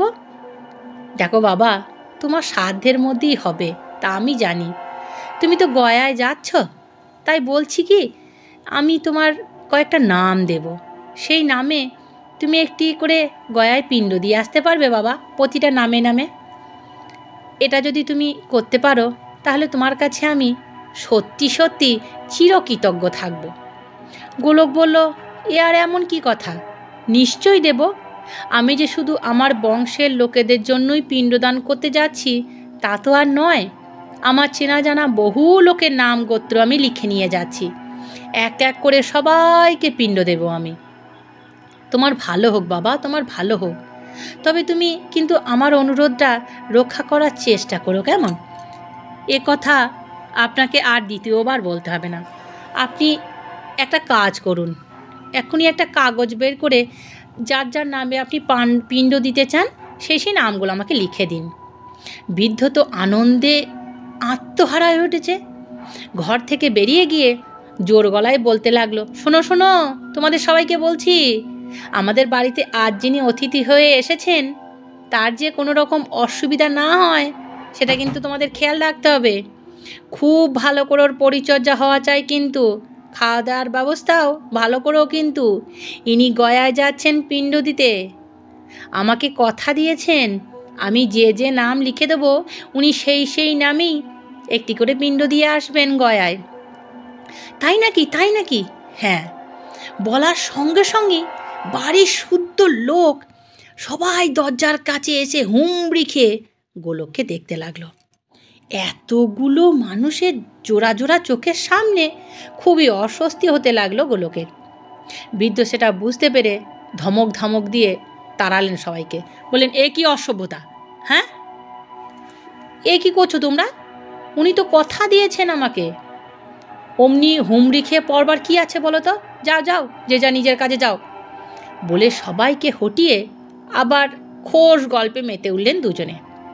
গোলক বলল, কই নামগুলি লিখে দিন। দেব ভায়া, দেব দেব বলেই তো কতদিন ধরে হাপিত্তেশ করে বসে আছি। আগে খাওয়া দাওয়া হোক, তারপর মাথা ঠান্ডা করে সব কিছু করা যাবে। এমন সময় এক গলা ঘুমটা দিয়ে সম্ভবত বৃদ্ধের পুত্রবধূই হবে, দোরগোড়া এসে বলল, ওনার ঠাঁই হয়েছে বাবা, আসতে বলুন। বৃদ্ধ বলেন, হয়েছে? কোথায় দিলে, দালানে? হ্যাঁ। বৃদ্ধ গোলককে দালানে এনে বসালেন। সত্যিকারের ভদ্র পরিবার হলে যা হয়, সকলে সে কি সুমধুর অতিথেয়তা, ভাত ডাল মাছের ঝোল কালিয়া কোনো কিছুই বাদ নেই। এই আতিথেয়তা দেখে আমার তো চক্ষু চড়ক গাছ। এর উপর একজন বড় একটা বগি থালায় মস্ত একটা মাছের মুড়ো এনে পাতের কাছে রাখলো। মুড়োর বহর দেখে গোলকের চোখ কপালে উঠে গেল। বৃদ্ধ বললেন, এ আমাদের পুকুরের মাছ ভায়া, এত বড় আমার এই মাছ আমার বড় ছেলে ধরে এনেছে, বুঝলে? গোলক বলল, কিন্তু এত সব আয়োজন আমি তো খেতে পারবো না। খুব পারবে, খুব পারবে, বেশ করে পেট ভরে খাও, বুঝলে? কবে বাড়ি থেকে বেরিয়েছ, কবে আবার বাড়ি পৌঁছাবে তার কি কোনো ঠিক আছে? গোলক মাথা হেঁট করে খেয়ে যেতে লাগলো। বৃদ্ধ সেই অবসরে কাগজ কলম নিয়ে বসলেন। অনেক ভেবে চিন্তে একটা একটা একটা করে নামের তালিকা তৈরি করে ফেললেন। তারপর খাওয়া দাওয়ার পর গোলক যখন বিছানায় শুতে এলো, বৃদ্ধ তখন তালিকাটি দেখালেন গোলককে। মোট 12 জনের নাম আছে তাতে। এর মধ্যে একটি নাম কৃষ্ণকান্ত ভাদুরী। বৃদ্ধ বললেন, তুমি তো পিণ্ড দেবে, তবে ভায়া হুঁশ রেখো, এই নামটি যেন কোনো রকমই বাদ না পড়ে, কেমন?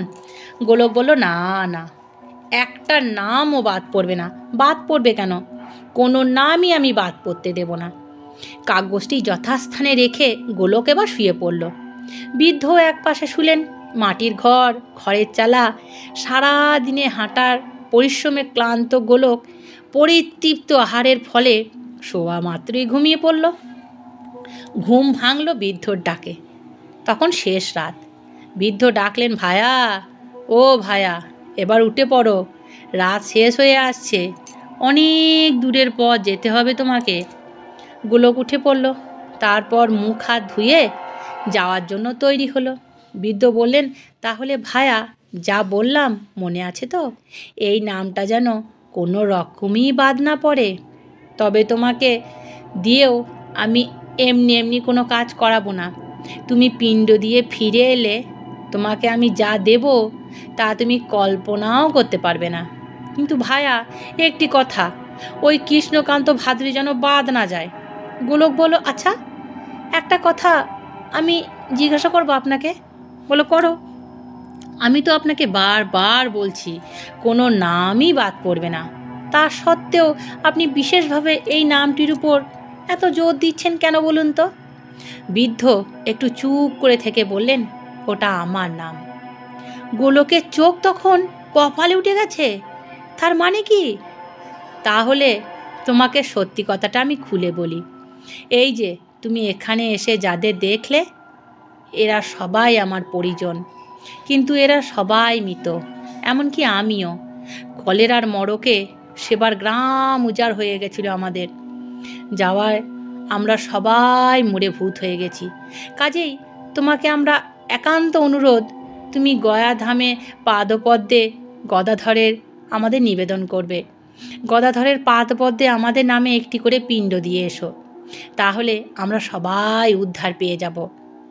গোলক ভয়ে ভয়ে বলল, আমি তাহলে রওনা হই এবার? হ্যাঁ, চলো, তোমাকে একটা সোজা রাস্তা দেখিয়ে দিই। এই বলে বৃদ্ধ বাড়ির বাইরে নিয়ে এলো গোলককে। এসে বলল, আরে হ্যাঁ হ্যাঁ হ্যাঁ, এই যে এখানে দেখো, এই বেল গাছটা দেখছো? এই বেল গাছের নিচে আমাদের পিতৃপুরুষের 10 ঘোড়া সোনার মোহর কিন্তু পোতা আছে। আমি যাওয়ার সময় এই মোহরগুলো তুমি নিয়ে যেও, ঠিক আছে? তবে একটা কথা, যদি দেখো এই বেল গাছটার শিকড় শুদ্ধ উপরে পড়েছে, তবেই জানবে আমার উদ্ধার হয়েছে এবং ওই মোহর তুমি হাত দেবে। নচেত যদি দিনমানে আসো, আমার জন্য সন্ধে পর্যন্ত অপেক্ষা করবে কিন্তু, কেমন? গোলক বলল, আচ্ছা, বলে বৃদ্ধের নির্দেশ মতো পথে রওনা হলো সে। বৃদ্ধ বললেন, এমনিতে গয়া থেকে এখান থেকে 7 দিন যেতে লাগে, তবে আমার প্রভাবে তুমি এই পথে গেলে কাল সকালের মধ্যেই গয়ায় পৌঁছে যাবে। গোলক সেই পথেই অগ্রসর হলো। যাত্রা নিয়মে গয়ায় নিয়ে নিষ্ঠার সঙ্গে সকলের পিণ্ডদান করল সে। লিস্ট ধরে একে একে একে যে নামগুলো লিখে দিয়েছিল, সবারই নাম ধরে ধরে ধরে ধরে পিণ্ডদান করল সে। বিশেষ করে বৃদ্ধর অনুরোধে তার পিণ্ডটাই ভালো করে দিল সে। তারপর মোহরের লোভে আবার এসে উপস্থিত হলো সেই স্থানে। তখন ভর্তি দুপুরবেলা। রাতের অন্ধকারে বৃদ্ধর যে বাড়িটা সে দেখেছিল, সেই বাড়িটা তখন দেখল ধ্বংসস্তূপ। ধ্বংসস্তূপ হয়ে পড়ে আছে, কিন্তু এ কি? বেলগাছ ও প্রায়নি কেন? তাহলে কি ওর উদ্ধার হয়নি? যাই হোক, বৃদ্ধের কথা মতো গোলক সন্ধে পর্যন্ত অপেক্ষা করতে লাগলো। সন্ধ্যের পরই বৃদ্ধের আবছা শরীর ফুটে উঠল সেই ভাঙা বাড়ির ভেতর থেকে। বৃদ্ধ বেরিয়ে এসে বললেন, তোমাকে ধন্যবাদ ভায়া, আমার বংশের সবাই উদ্ধার হয়ে গেছে, একমাত্র আমি ছাড়া। গোলক বলল, কেন? আপনার উদ্ধার কেন হয়নি? আপনার পিণ্ড তো আমি বেশ যত্ন করে খুব ভালোভাবে দিয়েছি। তা দিয়েছ, তা আমি মানছি, তবে কি জানো, আমি অত্যন্ত খুঁতখুঁতে লোক। আমার পিণ্ডটার ওপর একটা চুল পড়েছিল, তাই আমি সেটা খেতে পারিনি। তোমাকে আমার জন্য আর একবার কষ্ট করে যেতে হবে লক্ষ্মী ভাই আমার। গোলক বলল, বেশ, যাব। বৃদ্ধ বললেন, তাহলে আর দেরি করো না, তুমি এখনই চলে যাও, সোজা পথটা তোমাকে আমি বাতলে দিচ্ছি। বৃদ্ধের নির্দেশ মতো পথ ধরে সেই রাতেই আবার গয়ায় ফিরে এলো গোলক, এবং রাতটা ধর্মশালায় কাটিয়ে পরদিন সকালে আবার বেশ ভালো করে পিণ্ডি দিল বৃদ্ধর নামে। তারপর আবার ফিরে এলো সেই গ্রামে। কিন্তু এ কি, বেলগাছ তখনও প্রায়নি, সেখানকার বেলগাছ সেখানেই রয়ে গেছে। গোলকের মনটা খুব খারাপ হয়ে গেল। তবুও সে সন্ধে পর্যন্ত অপেক্ষা করতে লাগলো বৃদ্ধের বাড়িতে। সন্ধে উত্তীর্ণ হতেই বৃদ্ধের আবির্ভাব হলো। একটু যেন কুণ্ঠার সঙ্গেই বৃদ্ধ বললেন, না ভায়া, আমার আর উদ্ধার হলো না গো, উদ্ধার আমার আর মনে হচ্ছে হবে না। কেন, আমার কি আবার কোনো ত্রুটি হয়েছিল? না না না ভায়া, না, এবারে হলো না। অন্য কিছু ভূত, যারা আমার বন্ধু বান্ধবের মতো, তারা স্থানান্তরে ছিল। তারা কিভাবে যেন খবর পেয়েছে যে আমার গয়ায় পিণ্ড দিতে গেছো তুমি। তারা এসে হাজির হয়ে গেল আমার কাছে। তারা কিছুতেই আমাকে ছাড়লো না। সবাই এসে হাতে পায়ে ধরাধরি করতে লাগলো। বলল, আমি উদ্ধার হয়ে গেলে ওরা একেবারে অসহায় হয়ে পড়বে। তাই ওদের মুখের দিকে চেয়ে তুমি যখন পিণ্ড দিচ্ছিলে, আমি তখন মুখে বট পাতা চাপা দিয়ে বসেছিলাম। যা, তাহলে আর কি হবে, আমি যেখানকার সেখানেই রইলাম। তবে হ্যাঁ, তোমার সঙ্গে বেইমানি আমি করব না। এই বেলগাছের গোড়ায় 10 ঘড়া মোহর যে আমার পোঁতা আছে, সবই তুমি নিয়ে যাও। তা না হয় নেব, কিন্তু 10 ঘড়া মোহর আমি বইব কি করে? সে ভাবনা আমার, বলেই বৃদ্ধ 3 বার হাততালি দিল। হাততালি দেওয়ার সঙ্গে সঙ্গেই বিশ্রী চেহারার ভূত এসে হাজির হলো কিছু। বৃদ্ধ বলেন, ওই বেলগাছের নিচে যে 10 ঘড়া মোহর আছে, বার করো। ভূতেরা তাই করলো।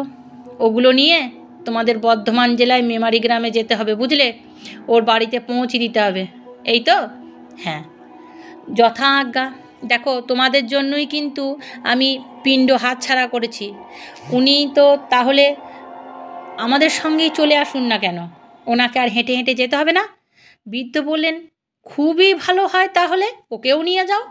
তবে একটা কথা, উনি কিন্তু আমার অতিথি এবং আমার বিশেষ উপকার উনি করেছেন। ওর যেন কোনো রকমের কোনো অসুবিধা না হয়, সেদিকে কিন্তু তোমাদের নজর রাখতে হবে। ভূতরা বলল, সে আমরা জানি যে উনি আপনার বিশেষ অতিথি।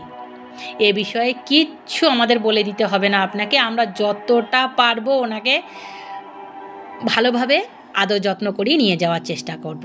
ওকে আমরা রাজার মর্যাদায় নিয়ে যাব। বৃদ্ধের কথা মতো ভূতেদের সাহায্যে গোলক 10 ঘড়া মোহর নিয়ে ঘরে ফিরল।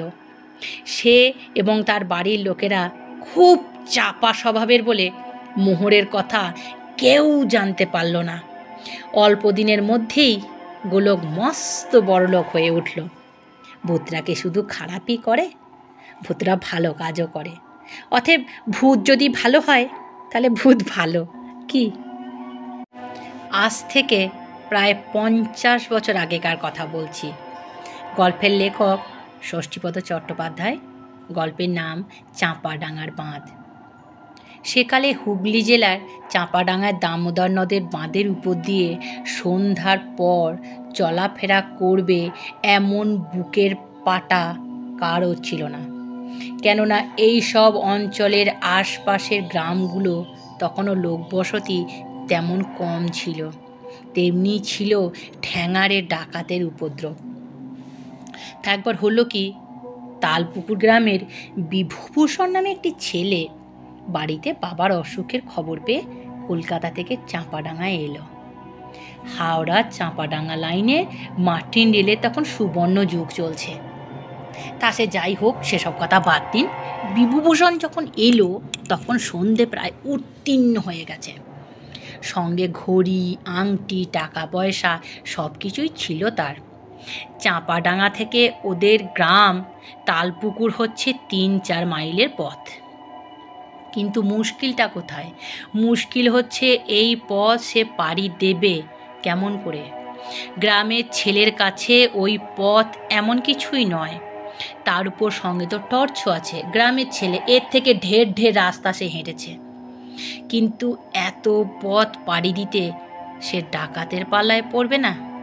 তাই বা কে বলতে পারে? অথচ বাড়ির এত কাছাকাছি এসে স্টেশনে থেকে যাবে। বাবার এত বড় অসুখ, থাকতে তার মন চাইল না। সে তো বাবাকে দেখতে এসেছে, বাবার শরীর খারাপের জন্য সে এসেছে। অবশেষে অনেক ভাবনা চিন্তার পর ভাগ্যে যা আছে দেখা যাবে তাই হবে মনে মনে করে ভগবানের নাম স্মরণ করে বাঁধের পথ ধরল বিভূভূষণ। বেশ আসছে, বেশ আসছে। এইভাবে বেশ কিছুটা পথ আসার পরই ভয়ে বুক শুকিয়ে গেল তার। বিভূভূষণ দেখল একজন লোক লণ্ঠন হাতে ওকে পথ দেখিয়ে ওর আগে আগে চলেছে। সে কি নিকষ অন্ধকার, শুধু কয়েক মুঠো জোনাকির আলো, ওই লণ্ঠনের আলোটি ছাড়া আর কিচ্ছু নেই দূর দূরান্ত পর্যন্ত।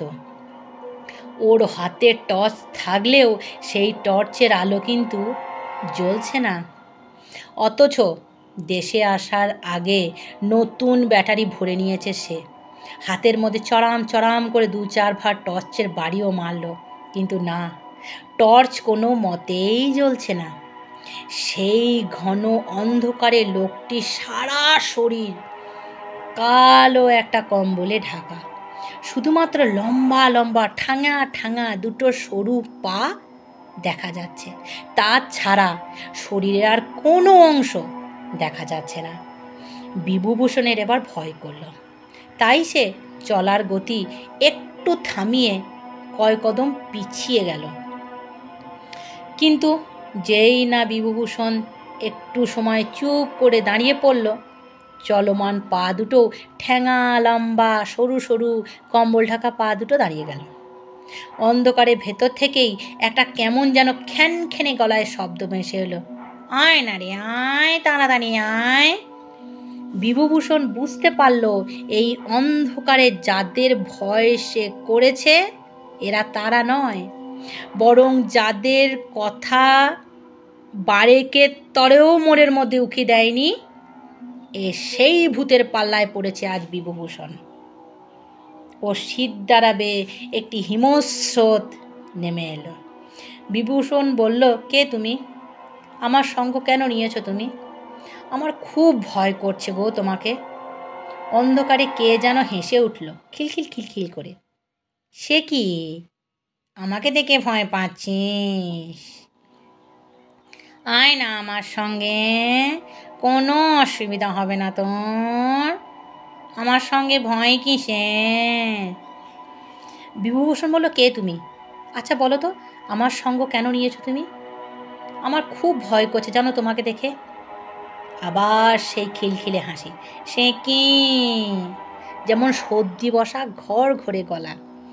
ভয় নেই তোর, কোনো ভয় নেই, আমার সঙ্গে আয়। বিভূভূষণ সম্মোহিতের মতো আবার চলতে লাগলো, ঠিক তার পিছু পিছু পিছু পিছু পিছু পিছু। বেশ কিছুটা পথ যাওয়ার পর দেখল অন্ধকারে রাস্তার মাঝখানে কয়েকটি ছায়া শরীর পথ আগলে বসে আছে। তাদের চোখের ভেতর থেকে লাল নীল টুনির মতো আলো জ্বলছে। তারা বলল, এই সময়ে এখান দিয়ে কে যায়? উত্তর এলো, এই ওরে যেতে দে, কাল সকাল হতে ওরা ধস হইল না, এখন আমাদের রাজত্বে এই অন্ধকারে কে এলো ওকে জিজ্ঞাসা কর। হঠাৎ ওর বাবার অসুখ রে, সেই শুনে ও দেখতে এসেছে, ওর কোনো দোষ নেই। বিভূভূষণের গায়ে কাঁটা দিল। ওর যে বাবার অসুখ সে কথা এ জানলো কি করে? সেই ছায়া শরীরগুলি বিশ্রী গলায় হেসে উঠল, ওর বাবার অসুখ তো তোর কি, তুই কি ওর কে হস? বলার সঙ্গে সঙ্গে সেই লণ্ঠনদারি মুখ থেকে আগুনের একটা হলকা ছুড়ে দিল ছায়াছড়িগুলোর দিকে। ব্যাস, চোখের পলকে সব উধাও। আবার নিঃশব্দে পথ চলা শুরু হলো আমার আর ওই ছায়া শরীরের। যেতে যেতে হঠাৎই এক সময় দেখতে পেল মশাল হাতে ভয়ঙ্কর চেহারার কিছু লোক বন জঙ্গলের ভেতর থেকে বেরিয়ে এসে বাঁধের পথ ধরে এগিয়ে আসছে। যারা আসছে তাদের শরীর আছে, আর কি ভীষণ তাদের চেহারা! বিভূভূষণ বুঝতে পারল আজ আর নিস্তার নেই। কালীচরণের পাল্লায় পড়েছে সে। ওরই দলবল এসে আক্রমণ করবে এবার। ভয়ঙ্কর ডাকাত কালীচরণ, যার প্রাণে কোনো রকম কোনো মায়া দয়া মমতা কিচ্ছু নেই। দলের আগে আগে হাঁটছে কালীচরণ। গম্ভীর গলায় হাঁক দিল, কে ও? কে আসে? লণ্ঠনধারী তখন উধাও। বিভূভূষণ বলল, আমি তালপুকুর গ্রামের ছেলে। আমার বাবার অসুখের খবর পেয়ে আমি আসছি, আমাকে যেতে দাও কালীচরণ। কালীচরণ বিকটভাবে হেসে উঠল। সঙ্গে সঙ্গে শুরু হলো আশপাশ থেকে পৈশাচিক কণ্ঠস্বরে, সে কি হাসি! সে এমন হাসি যে হাসি আর থামতেই চায় না। কে হাসে? কারা হাসে? কে? থমকে উঠল কালীচরণ। হাসিও থেমে গেল। কালীচরণ বুঝল, ওরে দুগ্ধপোষ্য বালক, মিনতির ডাক না পেলে দামোদরের বাঁধে রাত দুপুরে কেউ আসে না। তোর মরণ যে ঘনিয়ে এসেছে বাবা। অমনি হাঁস ফেঁসে গলায় অন্ধকার থেকে কারা যেন বলে উঠল, তোর মরণ যে ঘনিয়ে এসেছে বাবা, তোর মরণ যে ঘনিয়ে এসেছে, তোর মরণ। গর্জে উঠল কালীচরণ। কে? কে বলে এই কথা? কে? আবার সব চুপ। বিভূভূষণ এবার মিনতি করে বলল, শোনো কালীচরণ, আমার সঙ্গে যা কিছু আছে সবই তোমায় দিয়ে দেব, শুধু দয়া করে আমাকে প্রাণে মেরো না, একবার অন্তত ঘরে যেতে দাও। আমার বাবা ভীষণ অসুস্থ, তিনি মৃত্যু শয্যায়। আমি চাইলে স্টেশনে রাতটা অপেক্ষা করতে পারতাম, কিন্তু বাড়ির এত কাছে এসে বাবা যদি এখন তখন অবস্থা, বাবা যদি কিছু একটা হয়ে যায়, তাকে একবার শেষ দেখাটা আমি দেখতে চাই। কালীচরণ আবার হাসলো, বলে, ওরে বাবা, সাপের লেখা আর বাঘের দেখা, জানিস তো আমি সেই বাঘ। ডাক তো বাবাকে, ডাক, ডাক তোর ভগবানকে ডাক, আমার নাম কালীচরণ, বুঝলি? বললেই বল্লমটা উঁচিয়ে সজোরে ছুঁড়ে দিল বিভূভূষণের দিকে। বল্লমটা বিভূভূষণের বুকে লেগেই ভেঙে দু টুকরো হয়ে মাটিতে পড়ে গেল। ঠং করে একটা শব্দ হলো শুধু। বিভূভূষণ তখন লোহার মতো কঠিন হয়ে গেছে। ওর দুটো চোখে ক্রোধের আগুন জ্বলছে। সে রেগে বলল, ওরে শয়তান, এবারে আমার খেলাটা দেখ। বলেই সে বজ্রবাহু নিয়ে ধীরে ধীরে এগিয়ে গেল কালীচরণের দিকে। বিভূভূষণের সেই ভয়ঙ্কর মূর্তি দেখে লাঠি বল্লভ ফেলে ও দলের লোকেরা যে যেখানে ছিল প্রাণ ভয়ে পালিয়ে গেল। পালালো না শুধু কালীচরণ, বিভূভূষণ তখন রোবটের মতো হয়ে গেছে। সে দু হাতে কালীচরণকে ধরে তাকে শূন্যে তুলে ধরের উপর মুন্ডুটা পাকিয়ে আছাড় মেরে ফেলে দিল। পা উপরের দিকে, মাথা নিচের দিকে, ধুম করে মারল আছাড়। অন্ধকারে ভেতর থেকে কারা যেন বলে উঠল, সর্বনাশ, সর্বনাশ! বিভূভূষণ, সাবাস, সাবাস, ঠিক করেছ। বিভূভূষণ সেই রকম লৌহ কঠিন অবস্থাতেই গ্রামের কাছাকাছি চলে এলো। এই চেহারা নিয়ে সে কি করে যাবে তার মৃতপ্রায় বাবার কাছে? কি করে দেখাবে লোকজনের কাছে তার এই মুখ? ওর বাড়ির লোকেরা এই অবস্থায় ওকে দেখলে কি চিনতে পারবে? এই সব চিন্তা করতে করতেই গা ঝিমঝিম করে উঠল বিভূভূষণের। দাঁড়িয়ে থাকতে থাকতেই হঠাৎ সেইখানে মাথা ঘুরে পড়ে গেল বিভূভূষণ। পরদিন সকালে গ্রামের লোকজন এসে উদ্ধার করল ওকে। ঘরে নিয়ে গিয়ে চোখে মুখে জলের ঝাপটা দিতেই জ্ঞান ফিরল ওর। বাবা ঠাকুরের কৃপায় এখন ভালোই আছেন, আর বিভূভূষণও যেমন ছিল তেমনিই আছে। ওর শরীরে কোথাও কোনো বিকৃত হয়নি, বিকৃতই নয়। তবে কিন্তু দুর্ধর্ষ কালীচরণ কাল রাতে কোনো দুষ্ট চক্রের হাতে প্রাণ হারিয়েছে। পুলিশ এসে ডেড বডি নিয়ে যেতে গিয়ে তা গ্রামের লোকেরা শুনে এসছে। গত রাতে ওই অলৌকিক অভিজ্ঞতার কথা বিভূভূষণ তখনকার মতো কারো কাছে বলেনি, এমনকি বাড়ির লোকেদের কাছেও নয়। যা বলা হয় না তাই কি কখনো কারো কাছে বলা যায়? সকলকে ভূতের গল্প শোনাতে গিয়ে শেষকালে খুনের দায়ে ধরা পড়বে কি সে? তবে সেই থেকে বিভূভূষণ আর কখনো ভুলেও রাত বিরিতে হলেও দিনের বেলাতে হলেও ওই পথ দিয়ে আর সে কখনো কোনো দিন যাতায়াত করেনি। আমার এই গল্পগুলো তোমাদের কেমন লাগছে সেটা কিন্তু কমেন্ট করে জানাতে ভুলো না। এবারের গল্প ছায়া শরীর, লেখক ষষ্ঠীপদ চট্টোপাধ্যায়। অনেক দিন আগেকার কথা বলছি। তখন লেখকের বয়স ছিল 23 বছর। তিনি 3 বছর এক টানা রেলে চাকরি করার পর চাকরিটা বাধ্য হয়েই ছেড়েছিলেন। একজন বদমেজাজি অফিসারের দাপট তখন আর তার সহ্য হচ্ছিল না। সেই বয়সে ধৈর্য আর অপমান হজম করবার ক্ষমতা খুব কমই থাকে বলেই অবলীলাক্রমে চাকরি ছেড়ে চলে এসেছিল। বাঁধা একটা মাইনে ছিল বটে, সেটা গেল। মন মেজাজ তাই ভালো ছিল না। হঠাৎ একদিন অপ্রত্যাশিতভাবে একটা চিঠি এসে হাজির হলো। চিঠিটা এলো নলহাটি থেকে। লিখেছে দীপক নামে আমার এক বন্ধু। বছর 3 আগে আমরা একবার ভাদ্র আশ্বিন মাসে নলহাটিতে গিয়েছিলাম স্বাস্থ্য উদ্ধারের জন্য। নলহাটির পাহাড়ে একটি বহুদিনের পুরনো বাড়িতে আমরা ভাড়া ছিলাম। ওই একই বাড়িতে দীপক রাও থাকতো। ফলে দুইজনের মধ্যে বেশ ভালো একটা বন্ধুত্বের সম্পর্ক গড়ে উঠেছিল। এই দীপক আমাকে নলহাটি ও তার আশেপাশের গ্রামগুলো খুব ভালোভাবে চিনিয়ে দিয়েছিল। ব্রাহ্মণী নদীর ধারে জগদ্ধাত্রী আশ্রমে গিয়ে বসে থাকতাম আমরা। নলহাটি পাহাড়ে বনে বনে ঘুরে আতা ফল খেতাম আমরা। যাই হোক, সেই থেকেই দীপঙ্করের সঙ্গে চিঠিতে যোগাযোগ হলো আমার চাকরি ছাড়ার কথা সে জানতে পারল। তারপর হঠাৎ এই চিঠিতে লেখা ছিল, শুনলাম রেলের চাকরিটা ছেড়েছ, বেশ করেছ। তুমি বললেই চাকরি তুমি এবার পাবে। আমি হলে ছাড়তাম না, তুমি বলেই চাকরিটা ছেড়েছ। পত্রপাঠ এখানে যদি চলে আসো তাহলে আর বেকার হয়ে থাকতে হবে না। নিশ্চয়ই কোনো একটা কাজের ব্যবস্থা হবে। কী কাজ তা জানি না।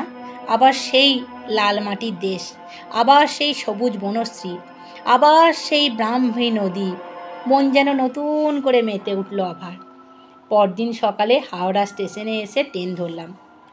দীপকের মা, বাবা, ওর ভাই দীপক কী যে করবে আমাকে পেয়ে তার ভেবে উঠতে পারল না। দুপুরে স্নানাহারের পর দীপক আর আমি পাহাড়ের মাঝখানে বিশাল একটা নিম গাছের ছায়ায় নিচে এসে বসলাম।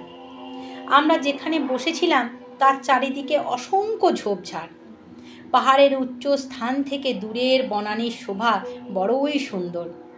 প্রকৃতির দৃশ্য দেখতে দেখতে একসময় আমার কাজের প্রসঙ্গ এলো।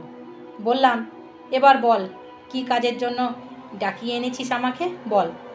দীপক বলল, আগের বারে যখন এসেছিলি তখন আমার সঙ্গে একবার ভবানন্দপুর গ্রামে গিয়েছিলি, মনে আছে?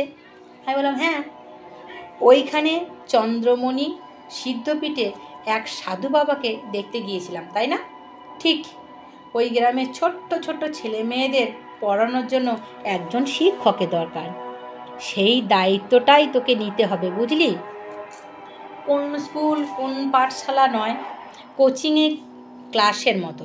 মাস গেলে 80 টাকা মাইনে পাবি, থাকার জন্য ঘরও পাবি একটা। আর গ্রামের ব্যাপার তো জানিস, চালটা, কলাটা, মূলোটা, তরি তরকারি, হাঁস মুরগির ডিম, সব সময়ে এগুলো তুই পাবি। এসবের কোনো অভাব তোর থাকবে না। তোকে এগুলো কোনোটাই কিনে খেতে হবে না। এখন করবি কি না বল? আমি তো এক কথায় রাজি। সে আমাকে 80 টাকার দাম অনেক সে আমলে ছিল। তার উপর থাকা খাওয়ার খরচ তো লাগবেই না। প্রায় বলতে গেলেই তাই। তবু মাসে 50 টাকার মতো খরচ যদিও হয়, তো 30 টাকা পোস্ট অফিসে জমিয়ে রাখা যাবে। এ সুযোগ আবার কেউ ছাড়ে? বিশেষ করে এমন সুন্দর গ্রামের পরিবেশ থাকতে পাওয়া। পরদিন সকালেই দুর্গা দুর্গা বলে আমরা রওনা হলাম। ওই গ্রামেই একজন মাতব্বর ছিলেন, আব্দুল হালিম। নলহাটিতে ওর মস্ত দালান। ওরই দেওয়া গরুর গাড়িতে চেপে রওনা হলাম আমরা। ভবনন্দপুর এখান থেকে প্রায় 5-7 মাইল দূরে, তাই অনেক সময় লেগে গেল যেতে। তবুও বেশ ভালোই পৌঁছে গেলাম সেখানে। গ্রামের একেবারে শেষ প্রান্তে একটা বুনো পাহাড়ের কোলে চালাঘর। তারই লাগোয়া ছোট্ট একটি মাটির ঘরে আমার থাকার ব্যবস্থা হলো। ঘরে একটি তক্তপোষ পাতা ছিল। মাদুর, বিছানা, মশারি সবারই ব্যবস্থা আছে দেখলাম সেখানে। গ্রামের মানুষও খুব ভালো। হিন্দু মুসলমান উভয় সম্প্রদায়ের মানুষই বাস করত এই গ্রামে। তারা আমাকে দেখে বললেন, এই যে একেবারেই ছেলে মানুষ গো। বললেন, তা হোক, ছোট ছোট ভাই বোনকে একটু দেখাশোনা করবো বাবা। আমরা চাষাভুষো মানুষ, এ গায়ে ছেলে মেয়েদের লেখাপড়া শিখিয়ে গড়ে তোলার মতো তেমন তো কেউ নেই। ছেলেরাও স্কুলে পাঠশালার ধারে কাছে ঘেঁষতে চায় না। অথচ আজকালকার দিনে মুখ হয়ে থাকাটা তো ঠিক জিনিস নয়। একটু চেষ্টা করে দেখো না, যদি আমাদের ছেলেগুলো মানুষের মতো তুমি মানুষ করতে পারো কি না। আমি বললাম, আপনারা নিশ্চিন্ত থাকুন, ওরা যদি নিয়মিত আসে আমার কাছে, তাহলে ঠিক আমার মনের মতো করে ওদের আমি গড়ে তুলবই। আমি বললাম, আপনারা নিশ্চিন্ত থাকুন, এ বিষয়ে আপনাদের আর কোনো চিন্তা ভাবনা করার দরকার নেই। গ্রামবাসীরা বলেন, তবে বাবা, একটা ব্যাপারে তোমাকে আমরা সাবধান করে দিচ্ছি।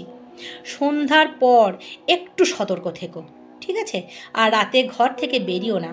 তার কারণ জঙ্গল থেকে প্রায় এখানে বন্য জন্তু, মানে ছোটোখাটো বাঘ ভাল্লুক হঠাৎ করে বেরিয়ে আসে। আমি বললাম, বেশ, সতর্ক থাকবো। এরপর আমি আমার ঘরের দখল নিলাম। দীপকও ফিরে এলো নলহাটিতে। এখানকার এই সুন্দর পরিবেশ মন আমার আনন্দে ভরে উঠল। আমি বহাল তবিয়েতে ওই গ্রামে রয়ে গেলাম এবং মন প্রাণ দিয়ে শুরু করে দিলাম শিক্ষকতার কাজ। 5 থেকে 10-এর মধ্যে ছেলেদের সব বয়স। সকাল বিকাল 2 ঘন্টা করে ওদের পড়ানোর দায়িত্ব ছিল আমার। ছাত্রছাত্রীরা চলে গেলে একটু বেলায় কাঠের জাল দিয়ে ভাতে ভাত ফুটিয়ে নিতাম আমি। ডিম সিদ্ধ বা রান্না করা অন্যান্য তরিতরকারি সব গ্রাম থেকেই একটু একটু করে আসতো আমার জন্য। তাছাড়া ছাত্রছাত্রীদের বাড়ি থেকে দুধ, কলা, গুড়, মুড়ি সবই আসতো। তা খেয়েও শেষ আমি করতে পারতাম না। মোট কথা বেশ ভালোই দিন কাটছিল আমার। আমি যে ঘরটাতে থাকতাম তার পিছনের দিকে একটা কামিনী গাছ ছিল, আর ছিল বেশ বড়সড় একটা গোলঞ্চ গাছ। এক পাশে ছিল মস্ত একটি টিলা, সেখানে দেবী চন্দ্রময়ী স্থান। প্রতি শনি মঙ্গলবারে দলে দলে অধিবাসীরা এখানে এসে পায়রা, ছাগল ইত্যাদি বলি দেয়, নাচ গান করে। এই রকম এক শনিবারে চাঁদনি রাতে সবার নিষেধ অগ্রাহ্য করে অধিবাসীদের ধামসা মাদলের তালে তালে নাচ গান দেখে ফিরছি আমি। হঠাৎ দেখলাম আমার বাড়ির পেছনে যে কামিনী গাছটা ছিল, তার ডালে দোল বেঁধে বছর 5-এর একটা ফুটফুটে মেয়ে বনের আনন্দে দোল খাচ্ছে। আর তাকে দোল দিচ্ছে এই গ্রামেরই রোজিনা নামের একটি মেয়ে। আমাকে দেখেই শিশুটি দোল থেকে লাফিয়ে কোথায় যেন পালিয়ে গেল, আর তার ঠিক নেই। কিন্তু ধরা পড়ে গেল রোজিনা। রোজিনাকে আমি চিনি, 14-15 বছরের এক নাওয়াল কিশোরী। জামা কালো, গায়ের রঙও কালো, অপূর্ব সুন্দর তার মুখশ্রী। বনে বনে ঘুরে কাঠ কুড়িয়ে বেড়ায় সে। ওর সঙ্গে আমি কথাও বলেছি অনেকবার। মাঝে মাঝে আমাকেও কিছু শুকনো কাঠ জোগাড় দিয়ে গেছে সে। আমি বললাম, ও কি রোজিনা, এই রাত দুপুরে তুমি এখানে? ওই মেয়েটি কে? কাকে দোল খাওয়াচ্ছিলে তুমি? রোজিনা আমার কথার উত্তর না দিয়ে মাথা নত করেই দ্রুত স্থান ত্যাগ করল। পরদিন সকাল থেকে নতুন এক ভাবনা চিন্তা এসে উপস্থিত হলো আমার মনে। কে ওই শিশুটি? এই গ্রামে রোজিনাকে তো আমি চিনি, কিন্তু ওই শিশুকে তো কখনো কোনো দিন এখানে দেখিনি। এমন সুন্দর চাঁদের মতো ফুটফুটে শিশু, সে যে বিরল এই গ্রামে। তাই একটু বেলায় ছাত্রছাত্রীদের পড়িয়ে শুকনো কাঠের খোঁজে টিলায় উঠে খোঁজ করতে লাগলাম রোজিনার। তখন সে এক মনে কাঠ সংগ্রহ করছিল। আমি ওর খুব কাছে গিয়ে বললাম, কি ব্যাপার রোজিনা, কাল আমার কথার উত্তর না দিয়েই চলে এলে যে? আমার কথা শুনে অবাক হয়ে গেল রোজিনা। কাল? কখন? কেন, রাত্রিবেলা? আপনি তাহলে আর অন্য কাউকে দেখেছেন? আমি তো নই। সন্ধ্যার পর আমি ঘর থেকে বেরোই না। আব্বাজান কড়া নজরে রাখে আমাকে। আমি তখন যা দেখেছি সব বললাম ওকে। রোজিনা দূরের দিকে শূন্য দৃষ্টিতে কিছুক্ষণ চেয়ে থেকে বলল, আশ্চর্য তো, এ কী করে হয়? তাছাড়া আপনি বলুন না, রাত্রিবেলা কামিনী গাছের ডালে বসিয়ে ওইটুকু বাচ্চাকে কেউ দোল খাওয়ায়? কথাটা তো ঠিক। আমি তবে কি দেখলাম, কাকে দেখলাম? ভয়ে আমার সারা গায়ে কাঁটা দিয়ে উঠল। ওই ঘটনার কথা আমি আর কাউকে না বলে বেমালুম চেপে গেলাম। তবে কিনা এরপর থেকে রোজিনা আমাকে অত্যন্ত সুকৌশলে এড়িয়ে চলে যেতে লাগলো। এইভাবে বেশ কয়েকটা দিন কেটে যাওয়ার পর হঠাৎ একদিন সন্ধেবেলা রোজিনা এসে বলল, আপনি আর এ গাঁয়ে থাকবেন না মাস্টারমশাই। যত শীঘ্রই সম্ভব আপনি এখান থেকে চলে যান, পারলে কালই আপনি চলে যান। দারুণ বিস্মিত হয়ে আমি বললাম, কেন? কঠিন গলায় রোজিনা বলল, প্রশ্ন করবেন না। আমি আহত হয়ে বললাম, বেশ, তোমরা আমাকে না চাইলে আমি চলে যাব। রোজিনার চোখ দুটি ছলছল করে উঠল এবার। বলল, কিছু মনে করবেন না মাস্টারমশাই, আপনার ওপর দৃষ্টি পড়েছে। আমি সভয়ে বললাম, কার? সে কথা বলা যাবে না। বলে আর এক মুহূর্ত না থেকে রোজিনা চলে গেল। মনটা খুব খারাপ হয়ে গেল, কেননা এই কদিনে এই গ্রামকে আমি এমনিই ভালোবেসে ফেলেছিলাম যে এই গ্রাম ছেড়ে চলে যাওয়ার কথা আমি ভাবতেও পারি না। এমন সুন্দর লোভনীয় পরিবেশ ছেড়ে চলে যেতে মন আমার চাইছে না।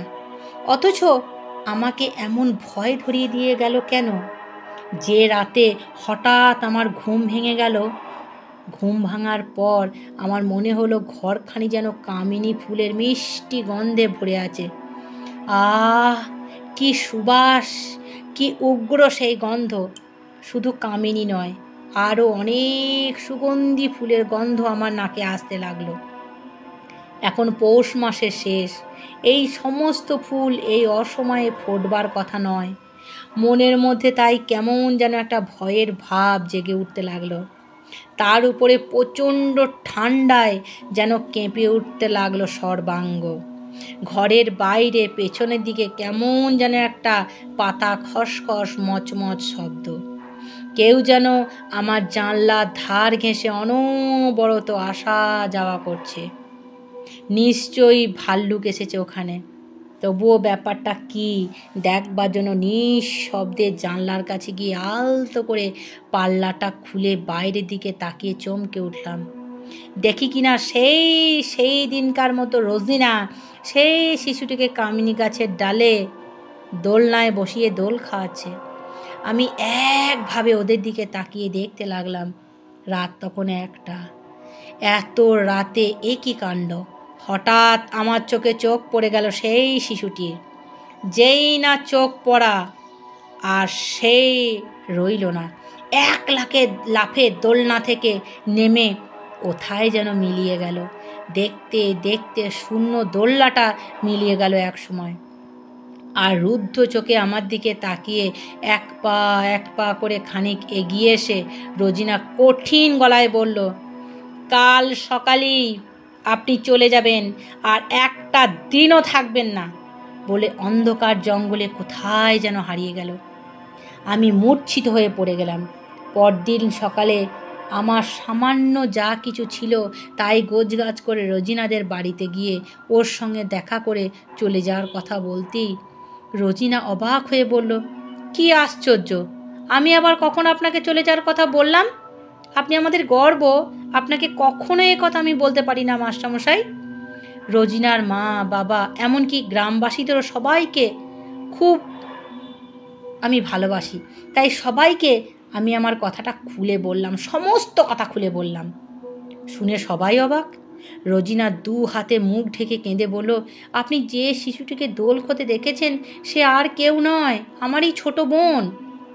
কয়েক বছর আগে ওই কামিনী গাছের ডালে দোল খেতে খেতে সাপের কামড়ে সে মারা যায়। ওরই পেছন দিকের মাঠে কবর দেওয়া হয়েছে তাকে। তারই অশরীরী আত্মাটা আপনাকে দেখা দিলেও বারবার কেন যে আপনি তার সঙ্গে আমাকে দেখেছেন তা আমি কিছুতেই বুঝে উঠতে পারছি না। আমার মুখে এই কথা শোনার পর গ্রামবাসীরা আমাকে চলে যাওয়ার নির্দেশ দিলেন। বললেন, অশুভ আত্মার কথা অমান্য করা উচিত নয়, তুমি চলেই যাও বাবা।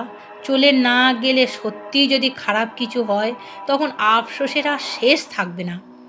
এরপর সবাই মিলে আমার চোখের সামনে কেটে ফেললো সেই কামিনী গাছটাকে। বহুদিনের পুরনো গাছ, কি শক্ত তার ডাল, কি শক্ত তার ডালপালা। কামিনী গাছ সাধারণত এত বড় কখনো হয় না, সরু ডালের অপালক গাছ হয় সেটা। অথচ টিলা পাহাড়ের কোলে এই গাছটা যেন প্রকৃতির এক বিস্ময়। যাই হোক, আমি ভয়ে ভয়ে সেই দিন গ্রামবাসীদের সাহায্যে গ্রাম ত্যাগ করে নলহাটিতে ফিরে এলাম। কিন্তু একটা রহস্য আমার কাছে রহস্যই রয়ে গেল। রহস্যটা হলো, ওই শিশুটা না হয় রোজিনার বোনের প্রেতাত্মা, কিন্তু রোজিনার শরীর নিয়ে সে আমাকে দুবার দেখা দিল, সে তাহলে কে?